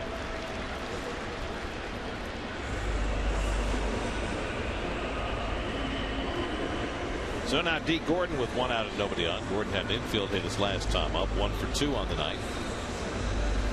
Marlins have had hits in every inning against Cologne. 5 hits in all, but as usual, no walks, 4 strikeouts. Bart's already had 11 starts this year where he hasn't walked about. It's amazing. Now it's 14 walks in 124 innings. The difference has been, though, that for the most part in this game, he has kept the ball down. That is the key. You know, control of that fastball down. Anything up straightens out. Easy prey for the hitter. I mean, the movement on that pitch is just delightful to watch. I mean, that's probably 6 inches of movement. Ichiro on deck. A pitch he didn't have great command of his last time out. He has tonight. Slowly hit again for Murphy. Another bare hand play, and he gets Gordon. Well, 3 times in a row, Gordon with a bunt and 2 swings has hit slow ground balls to Murphy, and Murphy's thrown him out 2 of the 3. Well, barehanded play because you have to with Gordon running. Nice job by Murph getting his footwork down and throwing off that right foot. See where that aim was? The aim was almost at the umpire, and it kind of settled back to Duda. So 2 quickly out and nobody on. Now Ichiro Suzuki, who's 0 for 2, grounded out and popped up. When you look at his batting average, it just doesn't compute. It's usually 342 in his great days. Well, I say it all the time about players. When they get to this point in their career, you just don't know when it's over. And Ichiro badly wants to get to 3,000 hits. He's 98 hits away. It might be hard for him to get there.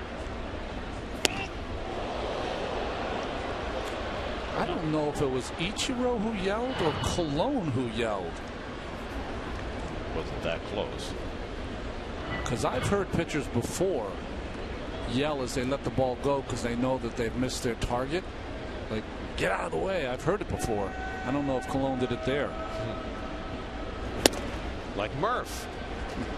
I don't know if you used to hear this, but when a pitcher threw a pitch close to a hitter, Bob Murphy would always go, "Look out!" Oh, he did? I didn't know that. Yes. Well, the Mets cruising tonight. Michael Conforto, first big league home run, a 3-run shot.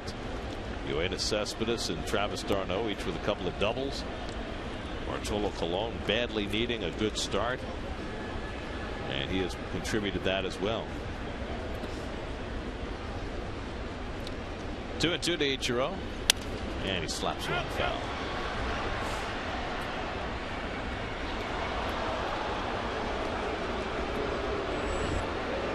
Ichiro recently met Fred Lynn, with whom he shares a great distinction. Only 2 players to be named MVP and Rookie of the Year the same season. Lynn in '75, right? Ichiro in 2001 in his first season with the Mariners. Right to Johnson, and Colon's got his first 1-2-3 inning of the night on 3 ground ball outs. We're through 5 in Miami, 7-0 Mets.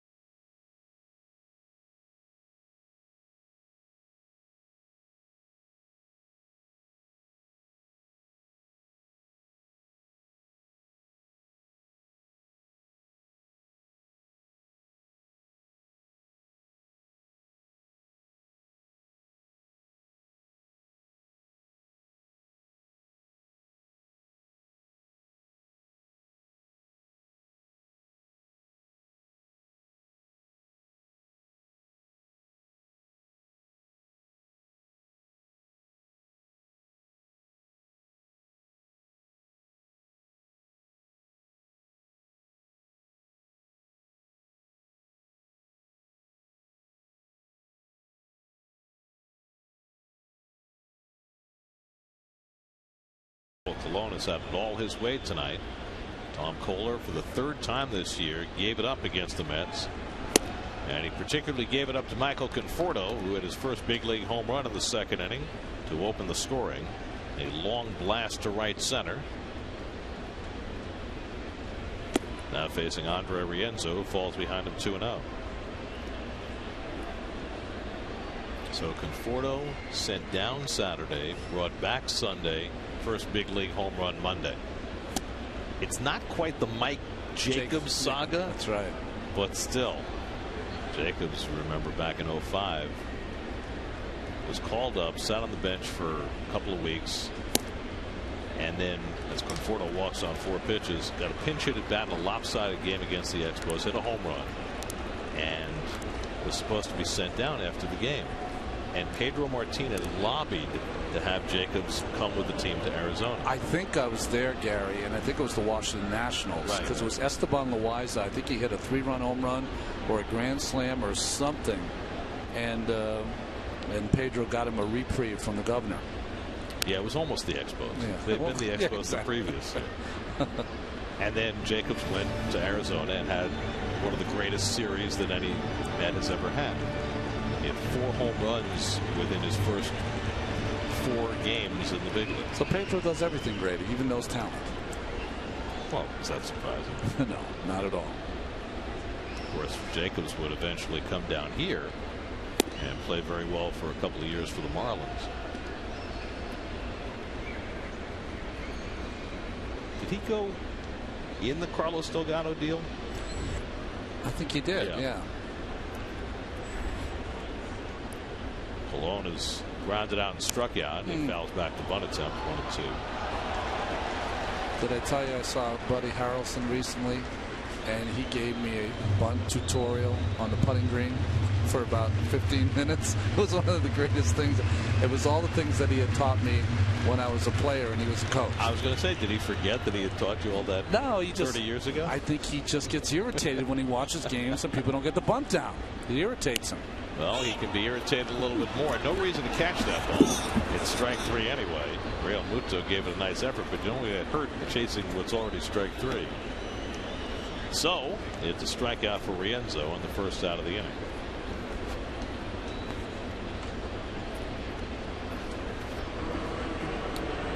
Now Curtis Granderson up for the 4th time. Curtis opened the 5th inning with a base hit up the middle to extend his on-base streak to 18 games and open the door on a 4-run inning that helped the Mets break this game open. Meanwhile, in Washington, they're in the bottom of the 6th, still Diamondbacks 5, Nationals nothing. So if everything stays the way it is right now, the Mets would be actually in first place at the end of the night, as opposed to sort of kind of in a virtual tie. 1-1 to Granderson. Well, Gary, you see a lot of these games where the team that gets in at 5:30 in the morning, there's a score, 4:30 in the morning, come out a little flat the next day. And they've pitched it with Colon and have had the bats going. Granderson drills one foul. Good play. Oh, boy, right on top of it. Didn't have to move. That's a real solid glove.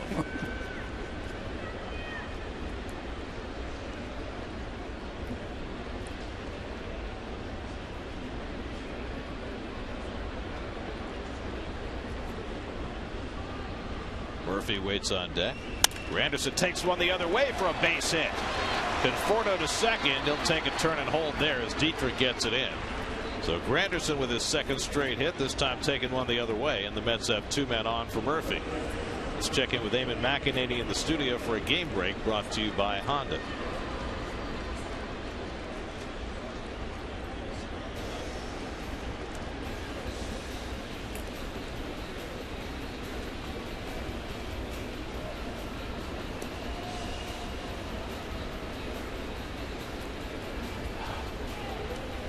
Daniel Murphy.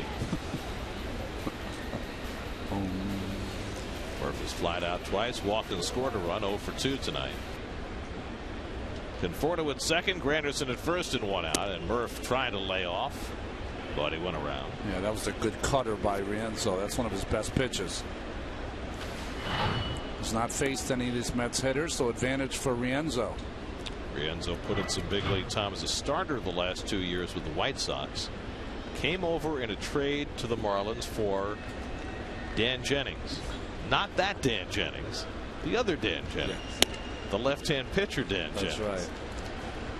Not the guy who's now the Marlins manager. So Dan Jennings traded Dan Jennings. Yes, he did. Well, he also acquired Dan Jennings. Okay. So.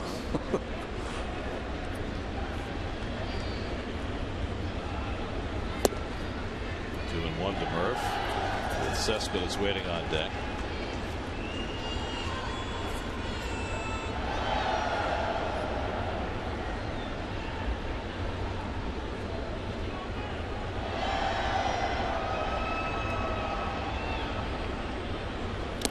And 3-1.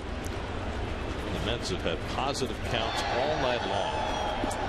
Tom Kohler was burned by those counts. He went 4 1/3, allowed 7 runs, 6 earned on 7 hits, 2 walks, 6 strikeouts, and a home run. And now Rienzo, after walking Conforto and giving up a base hit to Granderson, is behind on Murphy 3-1 with Cespedes on deck.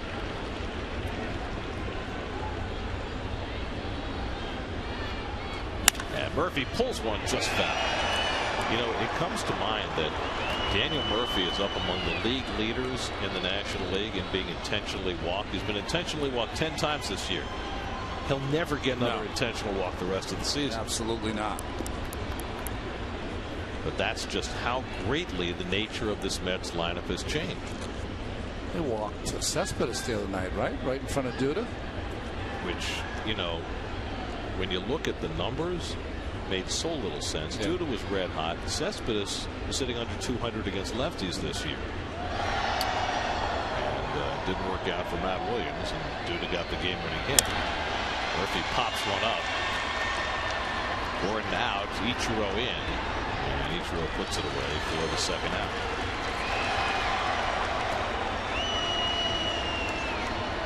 So 2 out and 2 on. Now another chance for Cespedes, who's already had himself a big night. And his first Met hit last night. He's had his first productive night for the Mets tonight. 2 for 3, pair of doubles, and a fly ball out.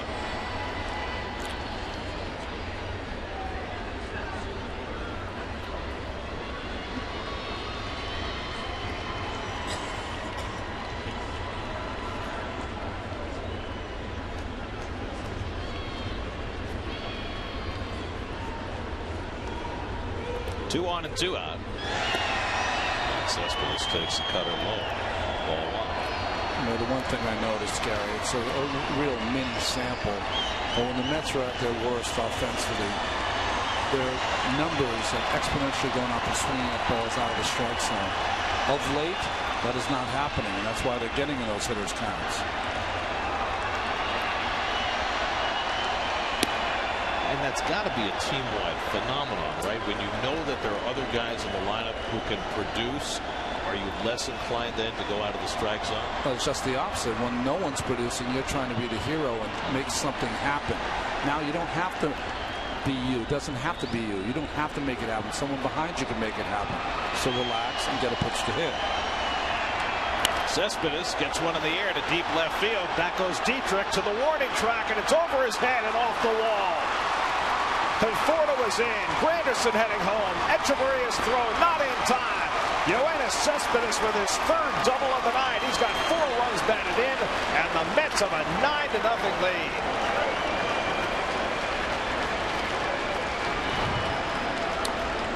Well, hitters count again. Gets a little cutter in the middle of the plate. He didn't get all of it, but still so strong that he hits it off the left center field wall. Conforto's going to score easily, but it was Granderson really who got the jump here. And once he realizes it's over the head of the left fielder Dietrich, he turns it on and scores the 9th run. The biggest offensive midseason acquisition for the Mets in decades, and Cespedes is showing why. Huge night. 3 doubles to 3 different parts of the ballpark. 4 runs batted in. And the Mets now cruising up 9-0. Duda's walked and struck out twice tonight, 0 for 2. And And that is now 51 extra base hits for Yoenis Cespedes this year, and only the tag team of Harper and Trout among major league outfielders have had more. Two young players considered the best players in the game. Well, Cespedes right up there with them. Certainly the leading MVP candidates in their respective leagues. That's brought to you by DraftKings. Play daily fantasy baseball for free on DraftKings.com. That one kicks away from Real Muto, and he's having trouble finding it. Rienzo has to come down to get it because Real Muto had no idea where that ball was. And that's the only thing that holds Cespedes at third. Well, it just really hits off his left leg and caroms. That's why he didn't know where it went. He figured it went left once it hit him in the side of the glove, but it went to the right to the Mets dugout, and Rienzo did a nice job of getting over there and get the ball. Cespedes had ideas. Second wild pitch for Rienzo in just an inning and a third. So now it's 1-2 to Duda with a runner at third and 2 out. And Lucas tries to lay off, and he stopped it in time. 2-2. Hirschbeck talking to Duda. Remember last time Duda asked him to ask the third base umpire if he checked his swing. Hirschbeck did that time and got the reprieve from the third base umpire. John Tompane umpiring at third made the call. And that one gets away. Here comes Cespedes trying to score, and he does. Hard collision with Rienzo, who's a little bit shaken up. Cespedes on the short wild pitch, able to score to make it 10-0.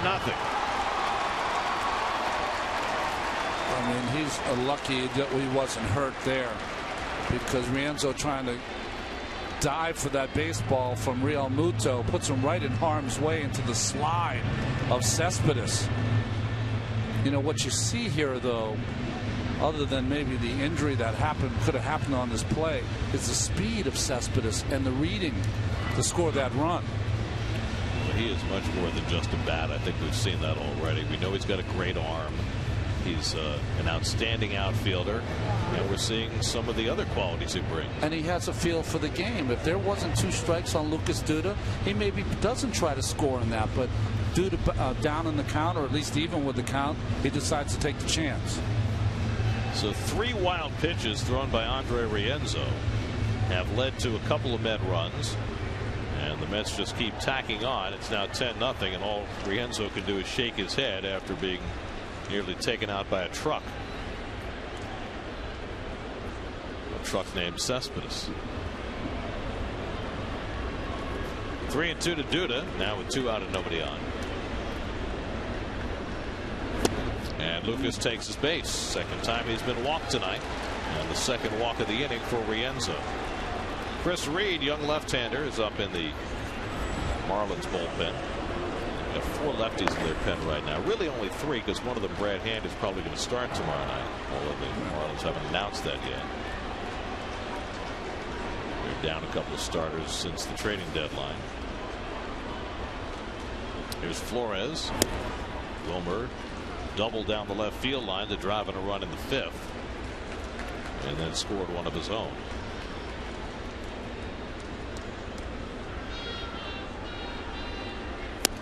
Mets had 9 hits tonight, among them 6 doubles and a home run. No, they've been crushing the ball tonight. Kelly Johnson would be next. Now, the Mets put up 15 runs a week ago Saturday against the Dodgers.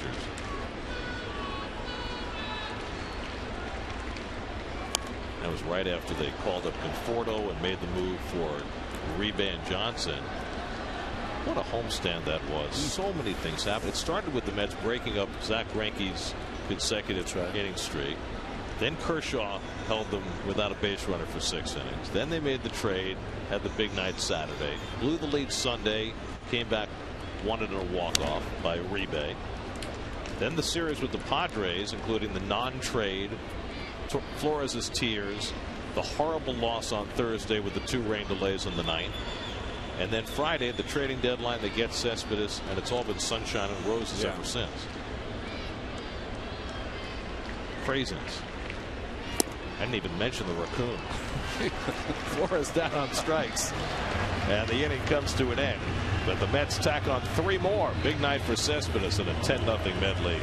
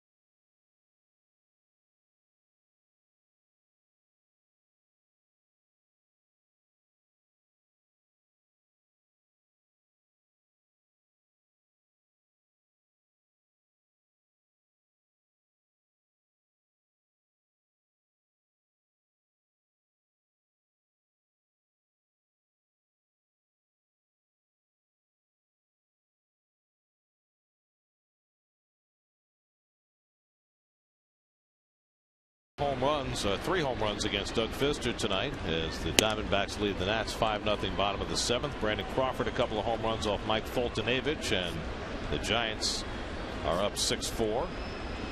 And Lance McCullers got roughed up in the first inning by the Texas Rangers. They scored 6 in that first inning. But he's had a very good rookie season.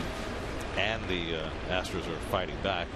Carlos Correa hit his 13th home run. Luis Valbuena has 20 home runs now for the Astros. Christian Yelich, a pair of doubles tonight. Excuse me, a single and a double tonight. Stole second after his single in the first. Game 2 of this series tomorrow night. John Neese will go up against, we believe, Brad Hand. 6 o'clock tomorrow right here on SNY. He's going to go up against someone. I'm going to make that bet. John Neese has been a revelation over the last couple of months. You throw out the paternity start. Right. He has just been wonderful over the last 2 months. You know what's lost in this game, that the 10 runs the Mets have scored, is that Cologne needed this kind of game. He had to have it. You know, everything has just gone backwards for him. A 9-10 record coming into this game. You know, he had to look at the last 2 months and say, let's forget about what has happened. You know, pitch effective baseball for the last 2 months. They need him. I'm a big believer that variety of your pitchers can lend to some of the strengths of your pitchers, and no one throws like Bartolo with all the other guys that throw close to 100. 2-2, and Yelich rolls one out for Johnson. I'm wondering if at some point the Mets need to separate Cologne and Neese in the rotation. I agree. See how he gets down so low. That's the drop and drive. His back leg almost touching the ground. The one thing he doesn't do, though, he doesn't really come over that front leg. He kind of jams it into the ground, and that's how he gets that kind of sink on his ball. That's a good picture, guys. Wow. Well, he's gotten ground balls from each of the last 6 batters. Now Derek Dietrich, who's 0 for 2. By the way, the 3 doubles for Yoenis Cespedes ties a Mets club records held by many. Last to do it, Scott Hairston 3 years ago. No Met has ever had 4 doubles in a game, and Cespedes will have a chance to do that tonight. I mean, it's a little early because it's only the 6th inning here, but once you get a little later, maybe after his next at bat, you could start getting these guys off their feet. Strike 3 called. Colon picks off that inside corner again and gets Dietrich for his 5th strikeout of the night. Well, this is the pitch that has eluded him in his last 7 starts. That kind of comebacker that starts right at the hip of the left-handed hitter. Perfectly placed by Colon. Call it the Maddox. The Maddox, yes. The Rick Reed. Well, yeah, when Rick Reed started throwing it, Todd Pratt began referring to Rick Reed as the poor man's Greg Maddox. I think he meant that nicely. Here's Martin Prado, who's 1 for 2. Single to right and grounded to short. And Colon getting in one of those grooves now where he just throws nothing but strikes. Still pumping at 91 miles an hour. And only in 73 pitches with 2 out of the 6th inning.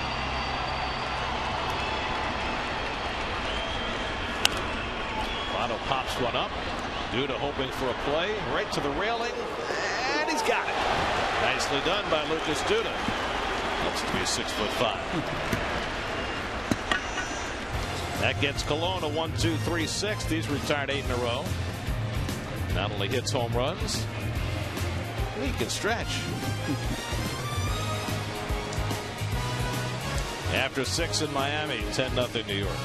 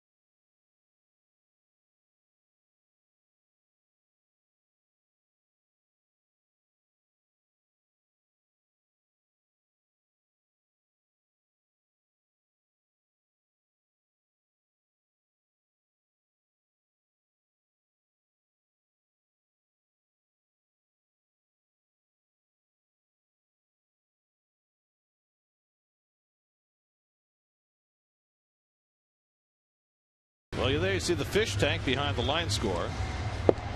Mets have put up 3 crooked numbers as they have walloped the fish so far.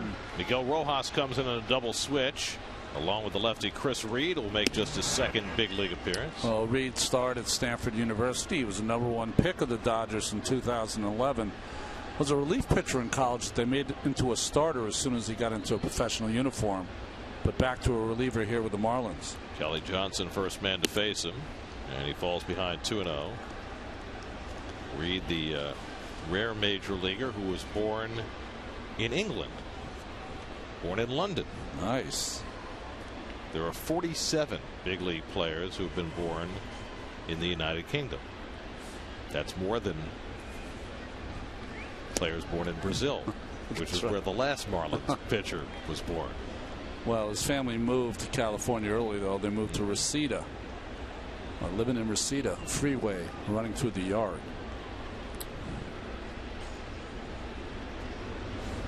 You know who was born in Scotland, right?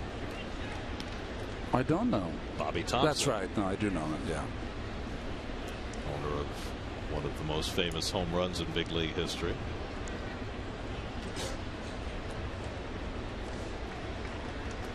Three and one to Johnson, and that skips in for ball 4. So Chris Reed comes in and walks the first man to face him. Travis d'Arnaud coming up. Let's check in with Steve Gelb. Steve. Gary, so much of the talk today surrounding the Mets had to do with the atmosphere at Citi Field this past weekend. Spoke to about a dozen different guys today, all of whom said they can't remember ever hearing that stadium even close to that loud. Kevin Kearse, the equipment manager, he said it was the first time in 3 straight days that he was able to hear the crowd from inside the clubhouse. Said during the 3rd inning last night his office was actually shaking. Tom Goodwin, he also agreed about the atmosphere, said he can't remember a time during the regular season where when he was a player or a coach there was that type of atmosphere, except for the time when he was playing in Texas in September. Second to last series they were playing the Angels. The two were fighting for the division title in the AL West, but that was so late. He said for early August, can't remember a time. Then the batter, Travis d'Arnaud, he told me, I came back at the absolute perfect time when I was leaving. If I made an out, maybe a scattering of boos, but last night or this past weekend, I guess, because Plawecki played last night, when I made an out, everyone in the stands encouraged, hey, you're going to get him next time, Travis said. A total shift in atmosphere. Well, it's a real confluence of events, right? Yes, it was the Flores doings that started Wednesday night. It was the trade for Cespedes, and it was a huge series with the Nationals. All those 3 things came together to create a buzz that had not been heard in Citi Field since the place opened in 2009. I think there also was finally an easing of the frustration of, are we going to allow these young pitchers to just go out there with no offense? Need some offense. And when it happened and players were traded for, changed the whole mindset of how you look at this team. It looks like a team that can contend for the postseason. And for those guys in the dugout, if you thought this weekend was crazy, it'd be about times 20 if you get to October.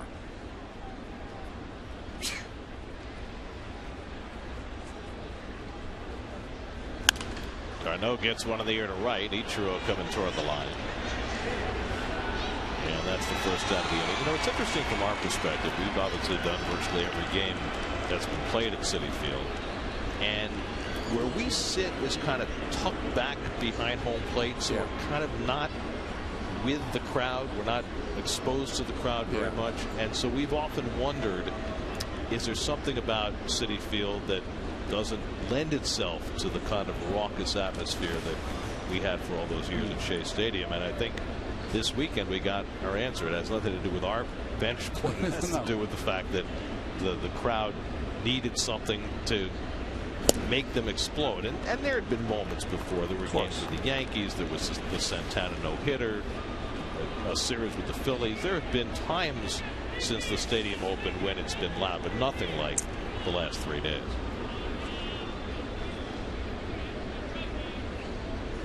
And this is in most stadiums, Gary. I get to visit a lot of the stadiums. Very rarely, except for the postseason, do you see the fans that are into every single pitch. That's the difference. There's so much to do at ballparks, which is fantastic. But what really makes it great for a player is when your fans are just eyeballing every single pitch. Every pitch matters, whether it's offense or defense. Well, and it's another question that we've been asking all these years. Do the distractions of the ballpark, would they work against that kind of atmosphere when the games got big? And again, we got our answer. Clearly, when the games matter and people are into it, they're going to pay attention. Conforto drills one into right for a base hit. Johnson pulls it at second, so Michael Conforto on base for the 3rd time tonight. A 3-run homer, a walk, and now a single.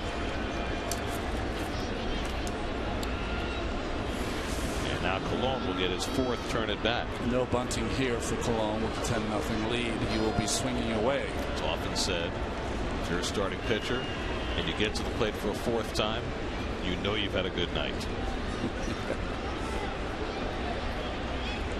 And it has been just that for Colon and the Mets. And Bart swings and laces a base hit to center. Johnson will be held at third. That'll deny Bart his 4th RBI of the season, but he drilled that ball up the middle for his 6th hit of the year. Well, it's official. You know you're really hitting the baseball if Bart's getting the bullet up the middle, too. First pitch fastball, right back up the middle. And with this big lead, Tim Teufel, that's what you got to do. Hold the runners, usually base to base right now. Well, you know, Bart didn't want to be left behind on this Mets staff where everybody can hit. And he has not been. He has had a terrific offensive season. There's Granderson, who's had base hits his last 2 at bats and scored 2 runs. Single to center, single to left.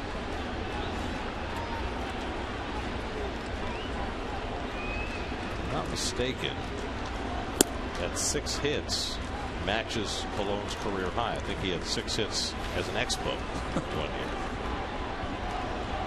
You remember him as an Expo? Yes, of course. That's when he was traded for 3 of the greatest prospects in the game. Grady Sizemore, Brandon Phillips, and Cliff Lee all went to Cleveland when Montreal acquired Bartolo Colon. It's one of the craziest deals of all time, but can only be understood in perspective. In context. Line down the line. That's another base hit for Granderson. Johnson scores. Conforto scores. Colon will settle for second. A 2-run single for Curtis Granderson makes it an even dozen. 12-0 New York. And the Mets are just pouring it on against the rookie Chris Reed. Well, this kid Chris Reed's making only his 2nd appearance and made his debut a couple of days ago, and you know, looks a little shaky out there, and the Mets top of their game, just taking advantage.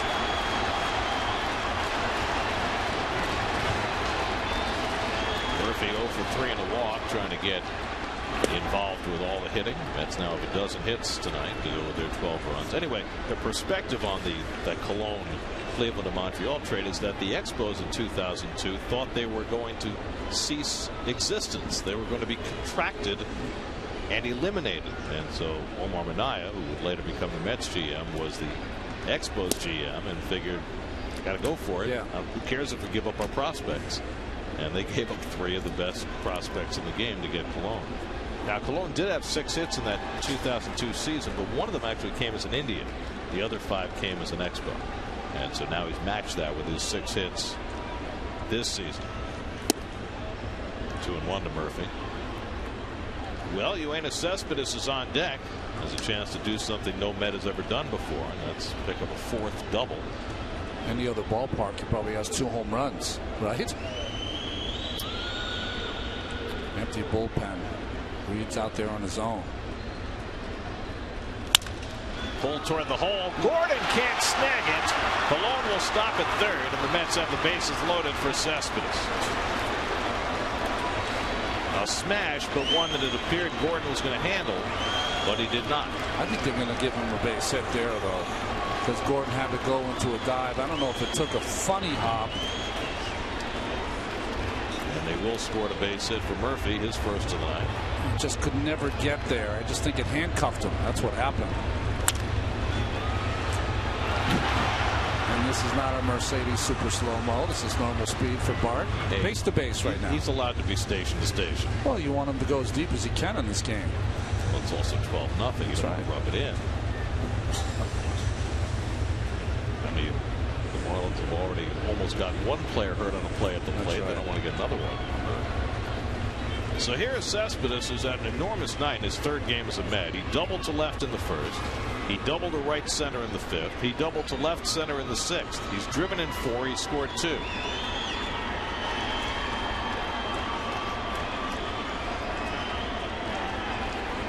Cologne at 3rd, Granderson at 2nd, Murphy at 1st, and 1 out.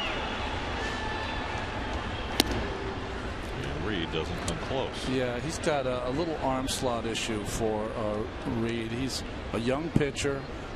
He's a guy that throws pretty hard, good stuff. Just hasn't been able to harness his talent yet. Happens. What happens when your team trades so many of your major league players away But then you have to promote players that maybe just aren't quite ready for this level.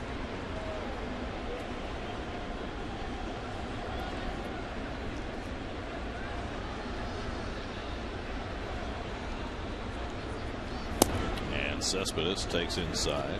2-1.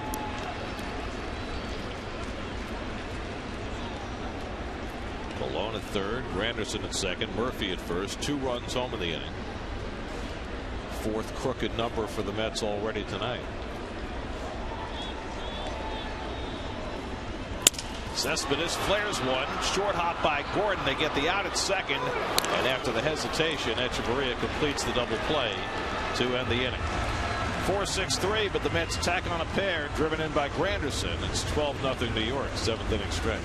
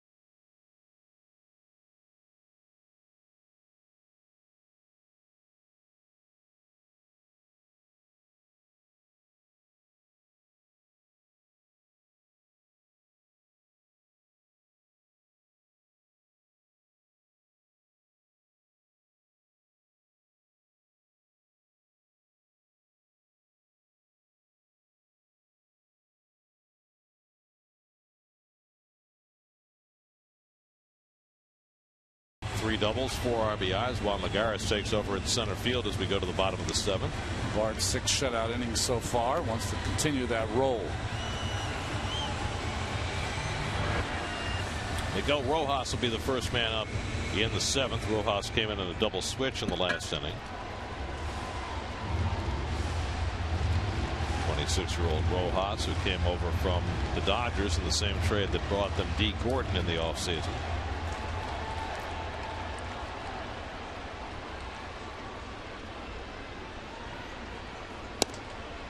Bart runs went inside, ball 1. Colon struck out 5, walked none over the first 6 innings, and kept his pitch count down.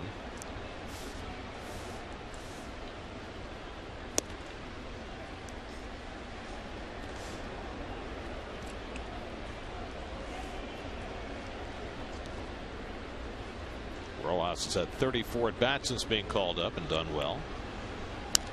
And he fouls back the fastball right into the fish. 1-2. Verizon trivia question. We asked 2 of the 3 Met lefties with 100 home runs. Well, we know Strawberry, Crane, Paul, and Carlos Delgado. A couple of big years got him to 100 in a hurry. Wow. I mean, Delgado had that 1 year with Toronto where he had 99 extra base hits, because we were talking about extra base hits today with Trout and Harper, and of course the 3 doubles by Cespedes today. 99. Remember when Carlos first came up with Toronto and he was hitting up in a restaurant at what they then called Skydome? One of the few guys that before home run game. Right. Mets wound up having a bunch of players who had 4 home run games, as Rojas just got a piece of that. Sean Green, okay, yeah, Mike Cameron, That's right. Delgado. Gil Hodges, I think, also had a 4-home run game in his career. So there have only been a handful of guys, and a lot of them have later played for the Mets. Darnell got hit again. Sean Green's was, I remember, in Milwaukee, right? And for the Dodgers. And he had 6 hits in that game. That's right. I think he had a double and a single, 19 total bases, which is a major league record. Well, we were talking about Fred Lynn before in '75. Well, I don't know if it was '75, but he had one of those kind of games in Detroit.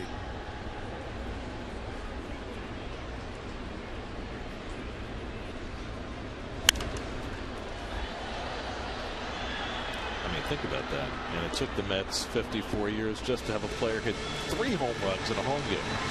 Then they did it twice in a few weeks. I'm telling you, you're checking off all your lists. The no-no, the 3 home runs at home. Perfect game. 4 doubles.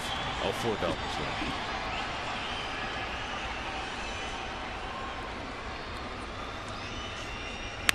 yeah. Rojas pulls one.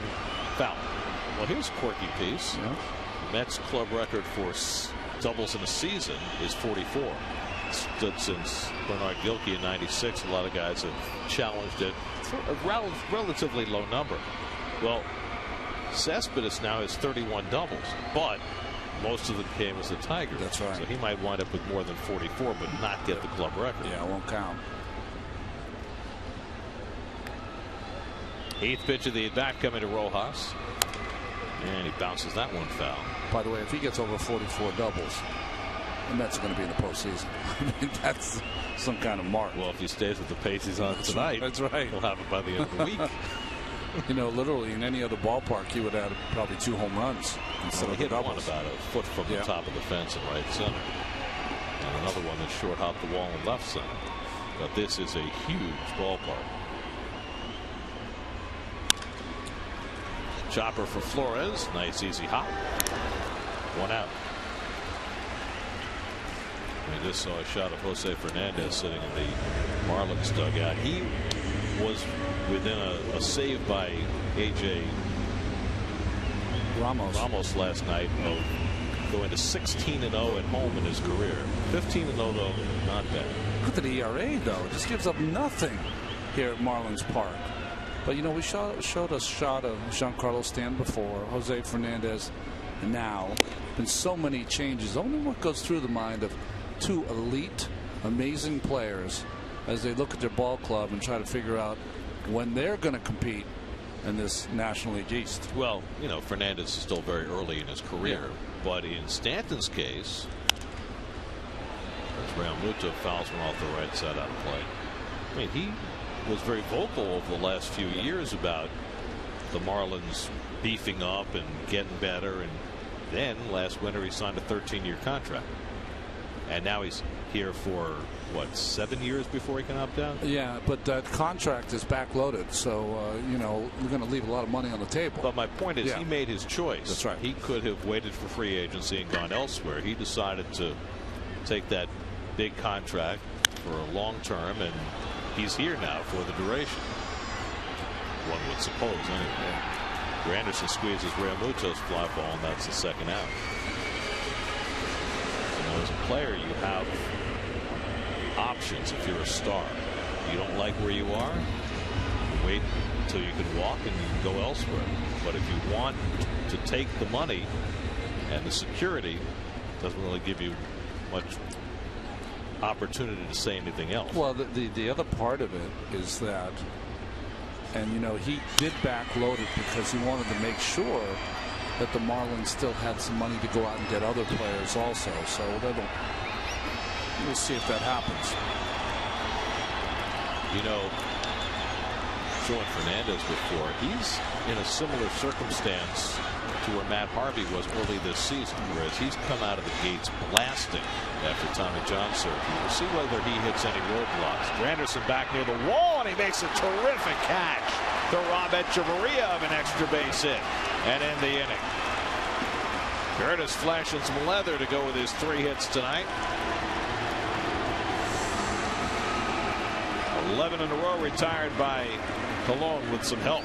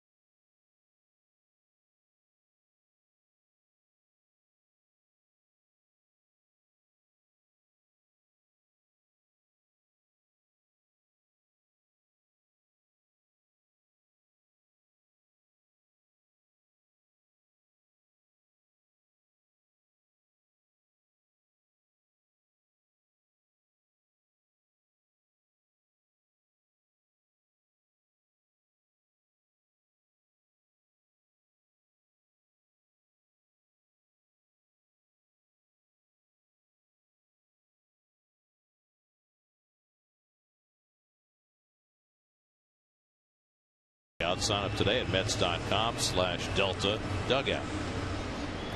Here's Tomas Telis, who was just called up today by the Marlins. Appeared in 6 games for Texas this year, but this is his first game as a Marlin. He came from Texas in the trade that sent Sam Dyson to the Rangers, relief pitcher. Dyson, who got a save, ended up pitching the last inning for the Rangers last night. Lucas Duda leads off against Chris Reed, who got touched for a couple of runs in the 7th, stays on for the 8th. Duda's walked twice tonight, struck out twice. Came into the night having hit 9 home runs in the last 8 games, the first Met ever to do that. And he takes a breaking ball for a strike, 0-2. Flores and Johnson to follow for the Mets, who scored 3 in the 2nd, 4 in the 5th, 3 in the 6th, 2 in the 7th.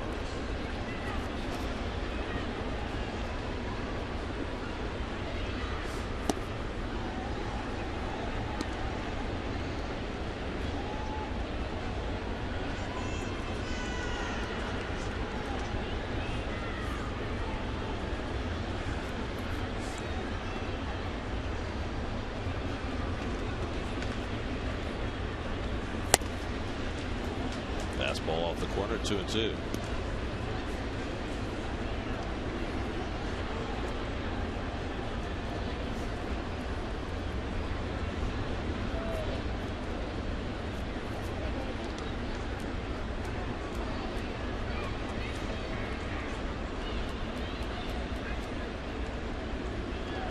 Chris Reed making just his 2nd major league appearance. 3 Marlins pitchers tonight, and they've all gotten cuffed around. He gets Duda with a breaking ball, his first strikeout. Interesting pitch here. It's supposed to be a slider away, kind of a backup slider that eluded Duda. So now Wilmer Flores. Wilmer's 1 for 4 tonight, doubled in a run back in the 5th. That knocked Tom Kohler out of the game. Kohler went 4 1/3. Allowed 6 runs earned, 7 overall, and 7 hits. Andre Rienzo worked an inning in 2/3, 3 runs, 2 hits, and now Reed has given up 2 runs in an inning and a 1/3. And Flores takes outside ball 1. Tomorrow night, John Neese goes for the Mets as they try and keep this roll going, and it certainly appears as though the Mets will end this night in first place by themselves. I say appears, because the Nats have scored 2 runs in the bottom of the 9th, and they're still batting, trailing Arizona 6-2. So that's not over yet. The Mets will have an off day on Thursday, and then 3 more here in the Sunshine State in Tampa. Well, really in St. Petersburg. Also indoors. Yes. Flores hits this one out to center, and Yelich easing back. 2 out. Let's check in with the studio. Eamon McEnany has another game break brought to you by Ford.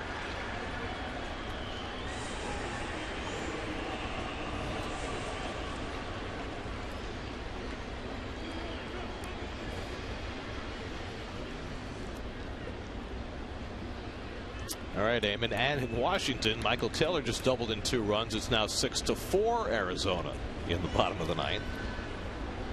Here's Kelly Johnson. 0 for 3 and a walk, and he pulls one into right, a base hit. So Johnson joins the hit parade. And now everybody but Duda in the Mets lineup tonight has had at least 1 hit. It's the one thing you have about Kelly Johnson. His numbers for his entire career have been good against left-handers. Lots of smiles for the Mets tonight. And a lot of heads will be hitting pillows and enjoying the rest after a short night last night. There's d'Arnaud, who's doubled twice, 2 for 4 on the night.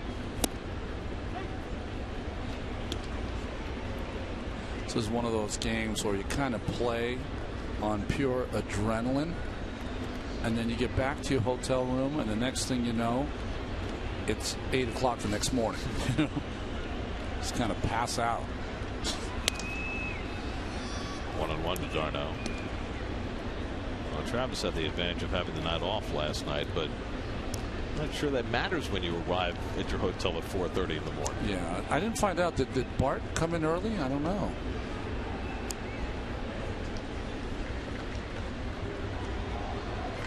I don't know. Neither you nor I traveled with the team last night because you were coming from Chicago. That's right. I came a little earlier, so I do know there were a lot of kids on the flight last night. This is the Mets family trip. Oh, that's great. Which is not so great when you're arriving at 4 in the morning. There were no family trips in days when Keith and I played. I don't even want to go there. Darnell gets under one to left. Dietrich trying to measure it and able to make the catch, and that retires the side. Not that Dietrich was aware of that. Colon back to the mound for the bottom of the 8th, up 12-0.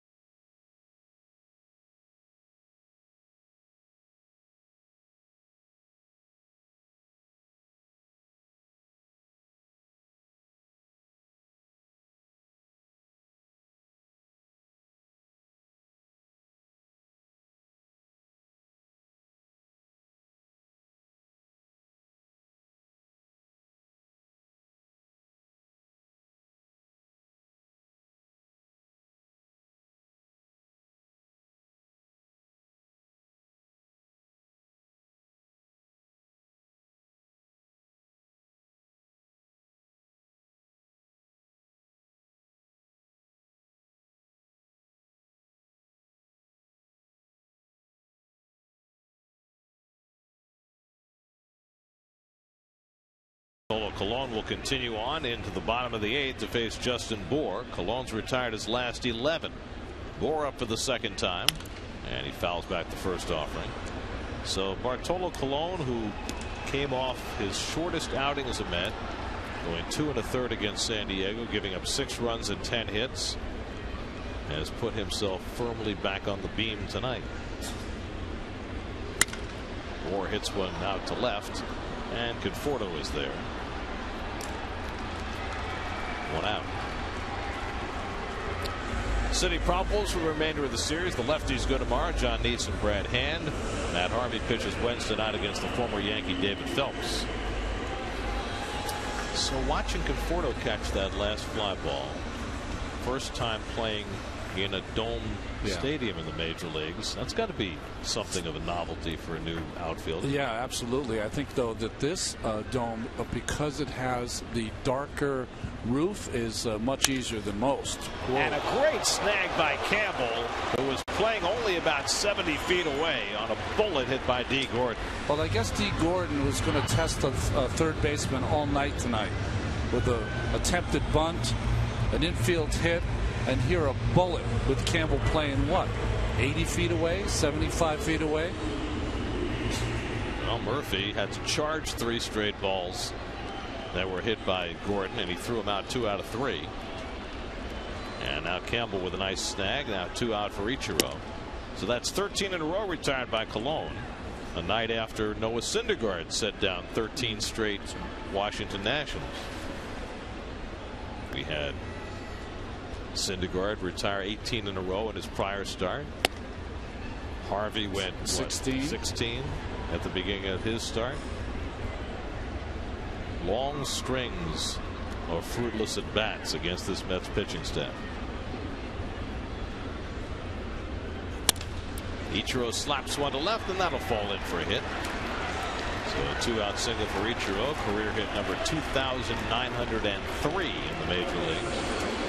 4,181 overall. 97 more to 3,000. Well, he's got 3,000 in his sights, but before he gets there, if you include his Japan numbers, he can get to Pete Rose's. That's right. 42.56. It's only 75 away from that.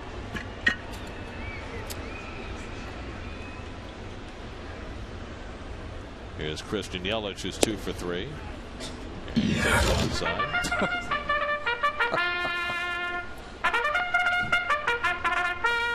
Did you see how many people went to Monmouth Park yesterday to watch American Pharoah? They had to add trains just to get people down there. 60,000 people. I don't know if you've ever been to Monmouth. It's not a big racetrack. It's not like Belmont.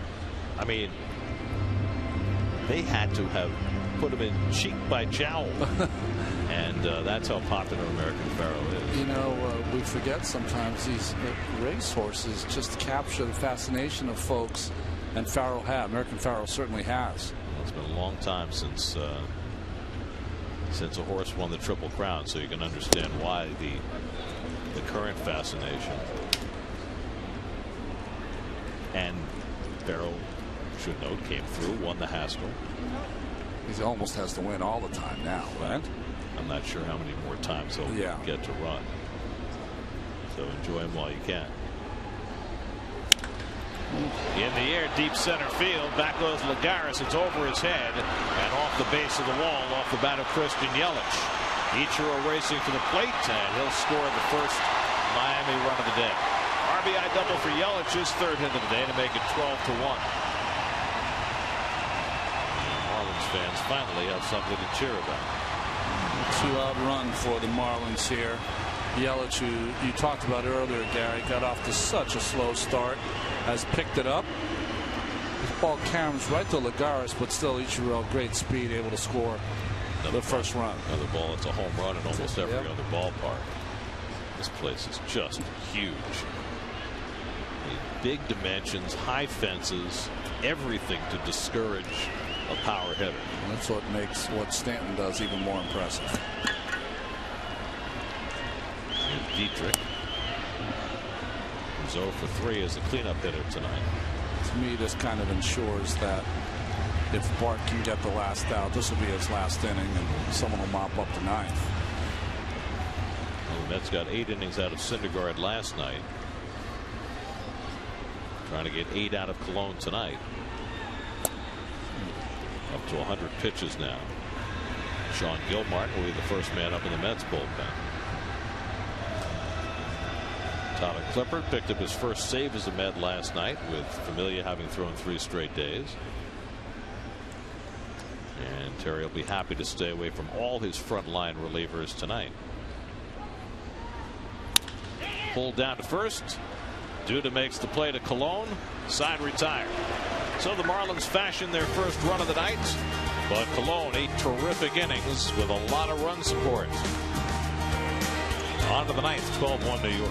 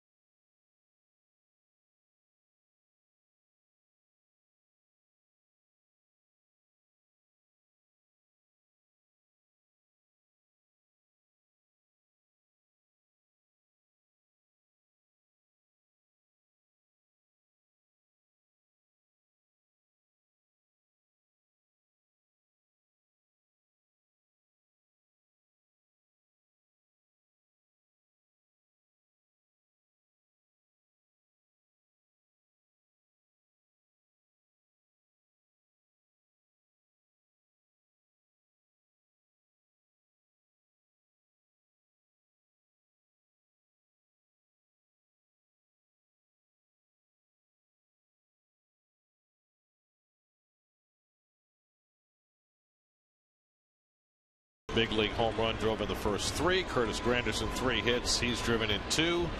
And on we go. And now Brian Ellington will make his major league debut. First, show you Cole Gillespie, who's come into play center. And there's Ellington. First game in the major leagues. He'll face Michael Conforto, who's been on base 3 times tonight. Well, Ellington has to be fired up for here in his debut. Took kind of a circuitous route. Was a great high school pitcher. Had to go through Tommy John surgery. Had already agreed to go to Florida State. They disagreed on his rehab plan, so he ended up going to a couple of Division II schools in Florida and then drafted in the 16th round.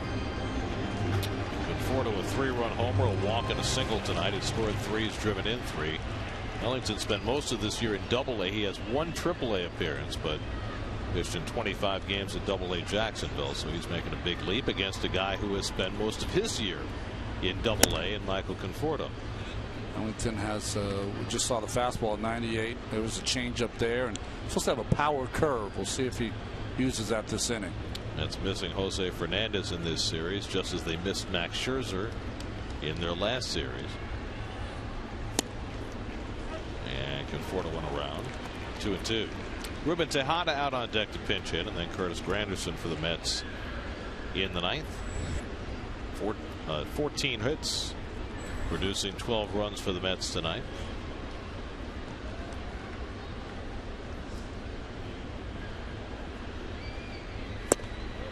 And that's just off the plate. Full count to Conforto. Chris Reed worked 2 innings in relief in his second big league outing. He allowed 2 runs and 5 hits, and now Ellington making his first. Let's see what happens here. Conforto had a 3-1 fastball. Should get a fastball here from Ellington on the 3-2 count.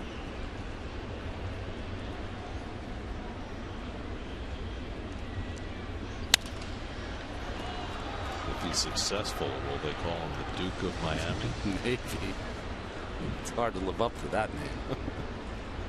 See, if it was in New York, he could take the A train. That's right.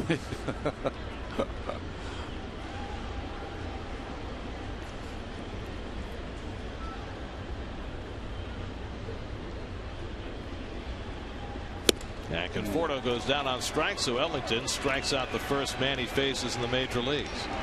Boy, he's got a lot of movement on his fastball. He's got a kind of a 3/4 arm slot, so that ball runs up and away to the left-hander. So they'll save that ball for his trophy case.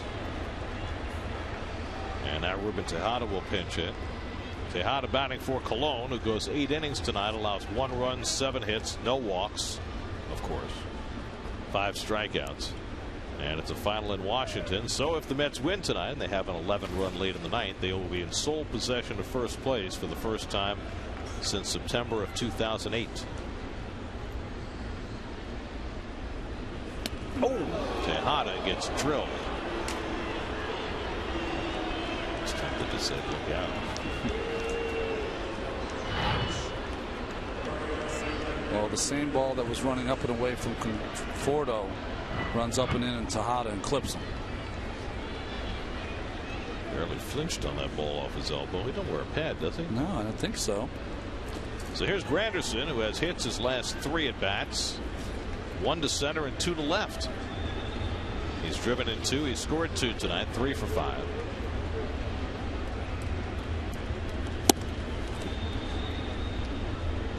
This is the kind of pitcher coming in so excited that it's the 9th inning, you're winning by 11, you're like, just don't hit me.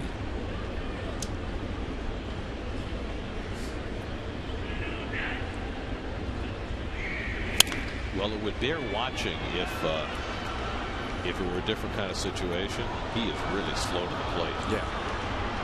He looks like he could probably time and run on. Well, you see that a lot with young pitchers, is that, fielding their position, holding runners on, all of those things take time. And like we talked about before, because of the trading of a lot of their major league players, they've had to kind of rush some of these young guys, give them a taste of the action early. Well, if you're going to throw them into the fire, better it be in a 12-1 game, so you can at least get their feet wet, get the nerves out before you pitch them in a more pressurized situation. Well, you're hoping that it pays dividends for next season. Get them some experience now. You know, I was one of those people who was of the mind early in the season that the Marlins were going to be a force to be reckoned with this year, and it just hasn't worked out that way. Well, you thought Latos would be a lot better than he was. You didn't think Stanton was going to go down. You didn't know Ozuna was going to be so bad they'd send him to the minors. There's ball 4, and Granderson's on with a walk. So Granderson reaches for the 4th straight time.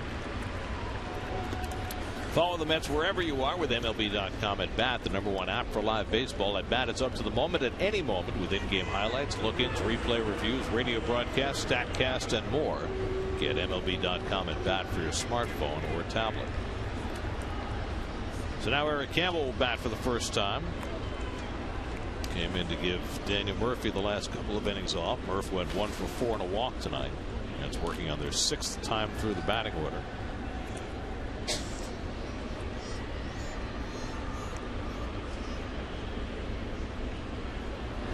And Campbell takes the curveball off the plate. It throws a little bit like Justin Masterson for the Red Sox. Another little 3/4 delivery.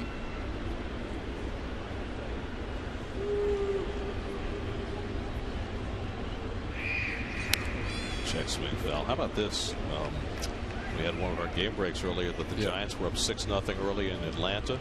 A.J. Przinsky just homered in the bottom of the 9th, and now they're going to the 10th inning, 7-7. Wow. Giants need every one of those games, but they let a 6-run lead get away. They start the day 2.5 behind the Dodgers in the West and tied with the Cubs for the 2nd wild card spot.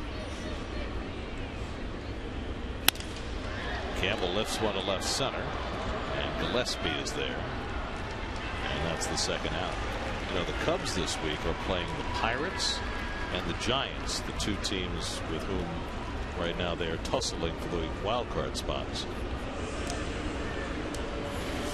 Here's Lagares to bat for the first time. Took over for Cespedes in center field. Cespedes in his 3rd game as a Met had a huge day. 3 doubles, 4 RBIs.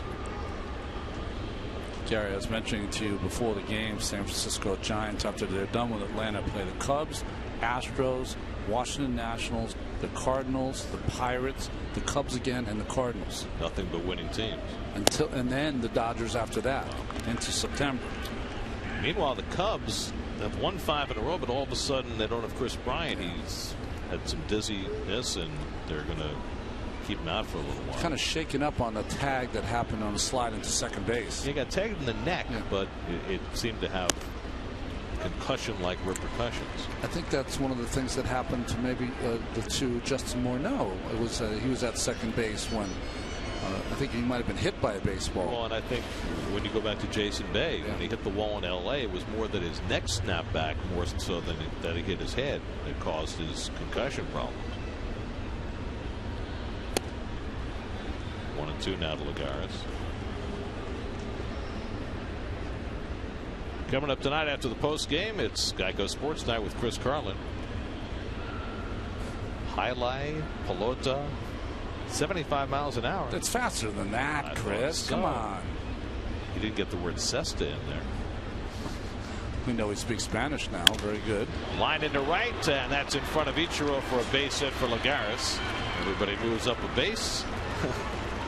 Lagares kicking at the air as he rounds first base.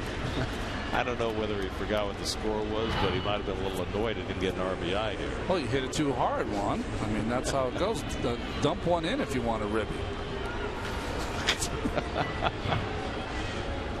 Well, it's nice to see Juan get a base hit any way he can. He's obviously a little frustrated right now. A guy who was considered a core player when the year began now is a late-in defensive replacement. Well, I think what has happened is we talked about Duda before, hit and you're going to play. Juan didn't hit and has lost his position. Well, he'll play tomorrow against the left-hander, but maybe all that he sees in terms of starts in the next period of time. Here's Duda, who struck out 3 times and walked 2 times tonight. He's the only man in the starting lineup without a base hit. Mets now have 15 hits on the night. Tejada, Granderson, and Lagares all aboard with 2 out. Against Brian Ellington in his big league debut, and he falls behind on Duda 2-0. Well, you got a rookie on the mound. You got a rookie behind the plate. The rookie behind the plate trying to settle down the pitcher. It's Talisa's first game with the Marlins. Lucas hasn't hit a home run today. Not yet. Isn't that what you said in the 9th inning to me on Friday? Not right. yet.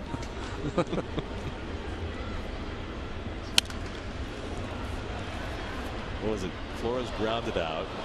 And I said, no storybook finish for Flores. And you said, not yet. That's and right. then he came up in the 12th. And you were right. It was simply a matter of time. The legend grows.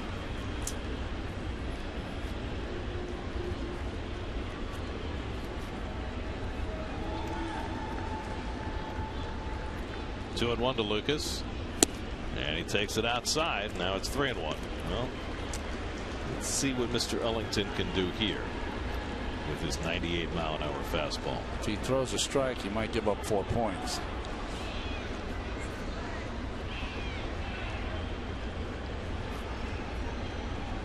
His 25th pitch of the inning. And Duda fouls it back. What you've seen tonight from the Mets offense, and now they've delivered. But how many times have you seen them in their own count able to wail away at a pitch that's coming? That's what you get, these kind of results of 12 runs and 15 hits and bases loaded like seemingly every inning. 7 extra base hits tonight. They'll all be moving now. 3-2 and 2 out. And Duda got a high fastball and fouled it back.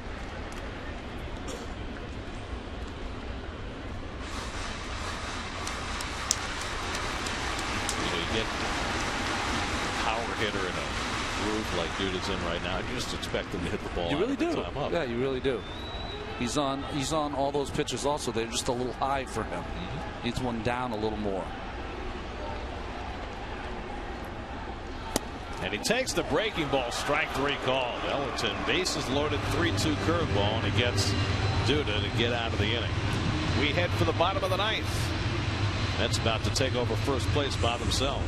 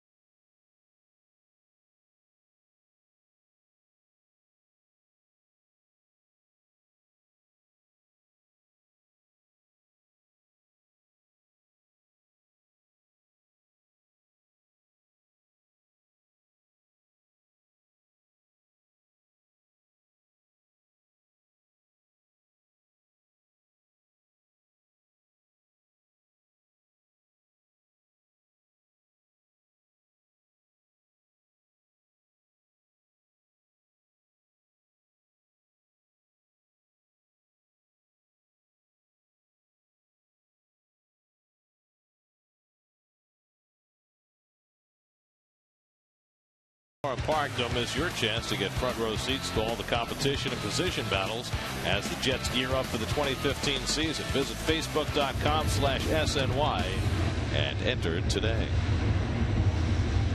Changes for the Mets. Wilmer Flores moves from shortstop to second base. Ruben Tejada stays in the game at short. And Sean Gilmartin will try and get the final 3 outs. Well, there's Kelly Johnson. Where is he now? He's in right field. See, they're keeping us on our toes. That's right. Well, obviously, maybe we weren't on our toes. But Kelly, who can play anywhere, get Grandy off his, well, not off his feet, just missing an inning, but whatever it takes. Yeah.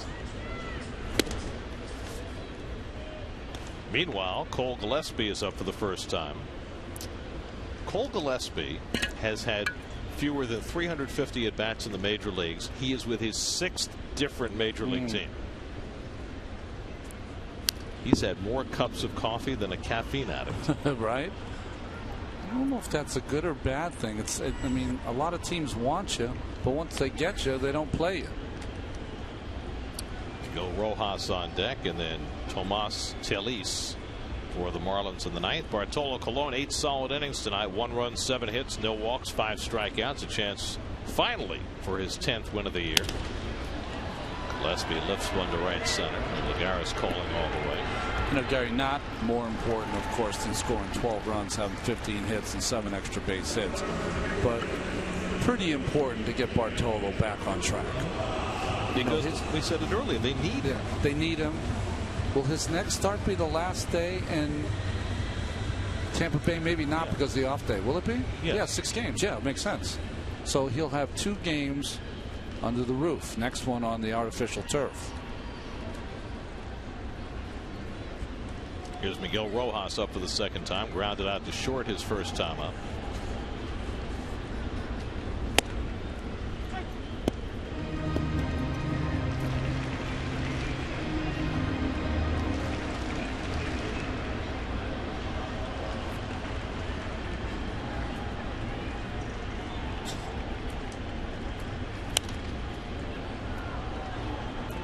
Got a lot of mileage out of that pitch. Well, I still have kind of marveled that you look at his numbers. This is his 35th game.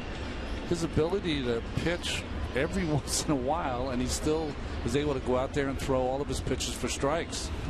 Because when he first started, he knew he was going to be a reliever in spring training as a Rule 5 guy, and I think a lot of people were pushing him towards limiting his 4 pitches to 2 pitches, a fastball and slider or curveball that he could eliminate and be more of a specialist against lefties. That has not happened.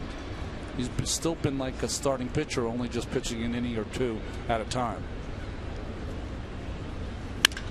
Line knocked down by Flores, and he makes the play on Rojas for the 2nd out.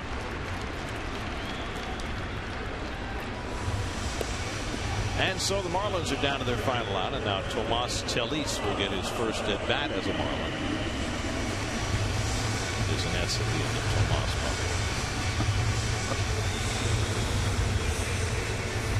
We're equal opportunity around here. That's right.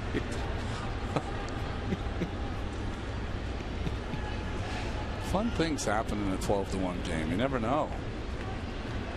I'm just saying that nobody should ever take offense at anything we say. We're equal opportunity.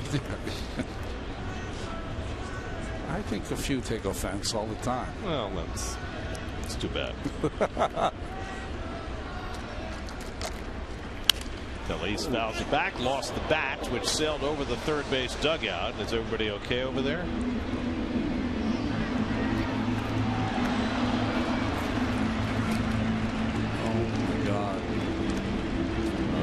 The bat, but I think it might have struck one of the patrons. The Marlins dugout expressing a little bit of concern there. Those seats just above the dugout are so vulnerable.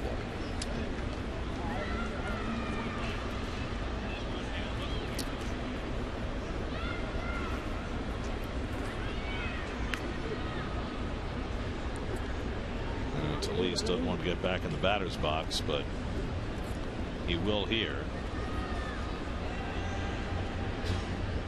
1-1 from Gil Martin. And now the Marlins down to their final strike.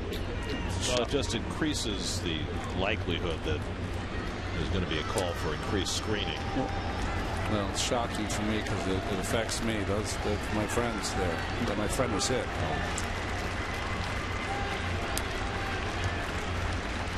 I think it looks like it wasn't his son Rocco's, my friend Dawson, and looks like he's shaking it off.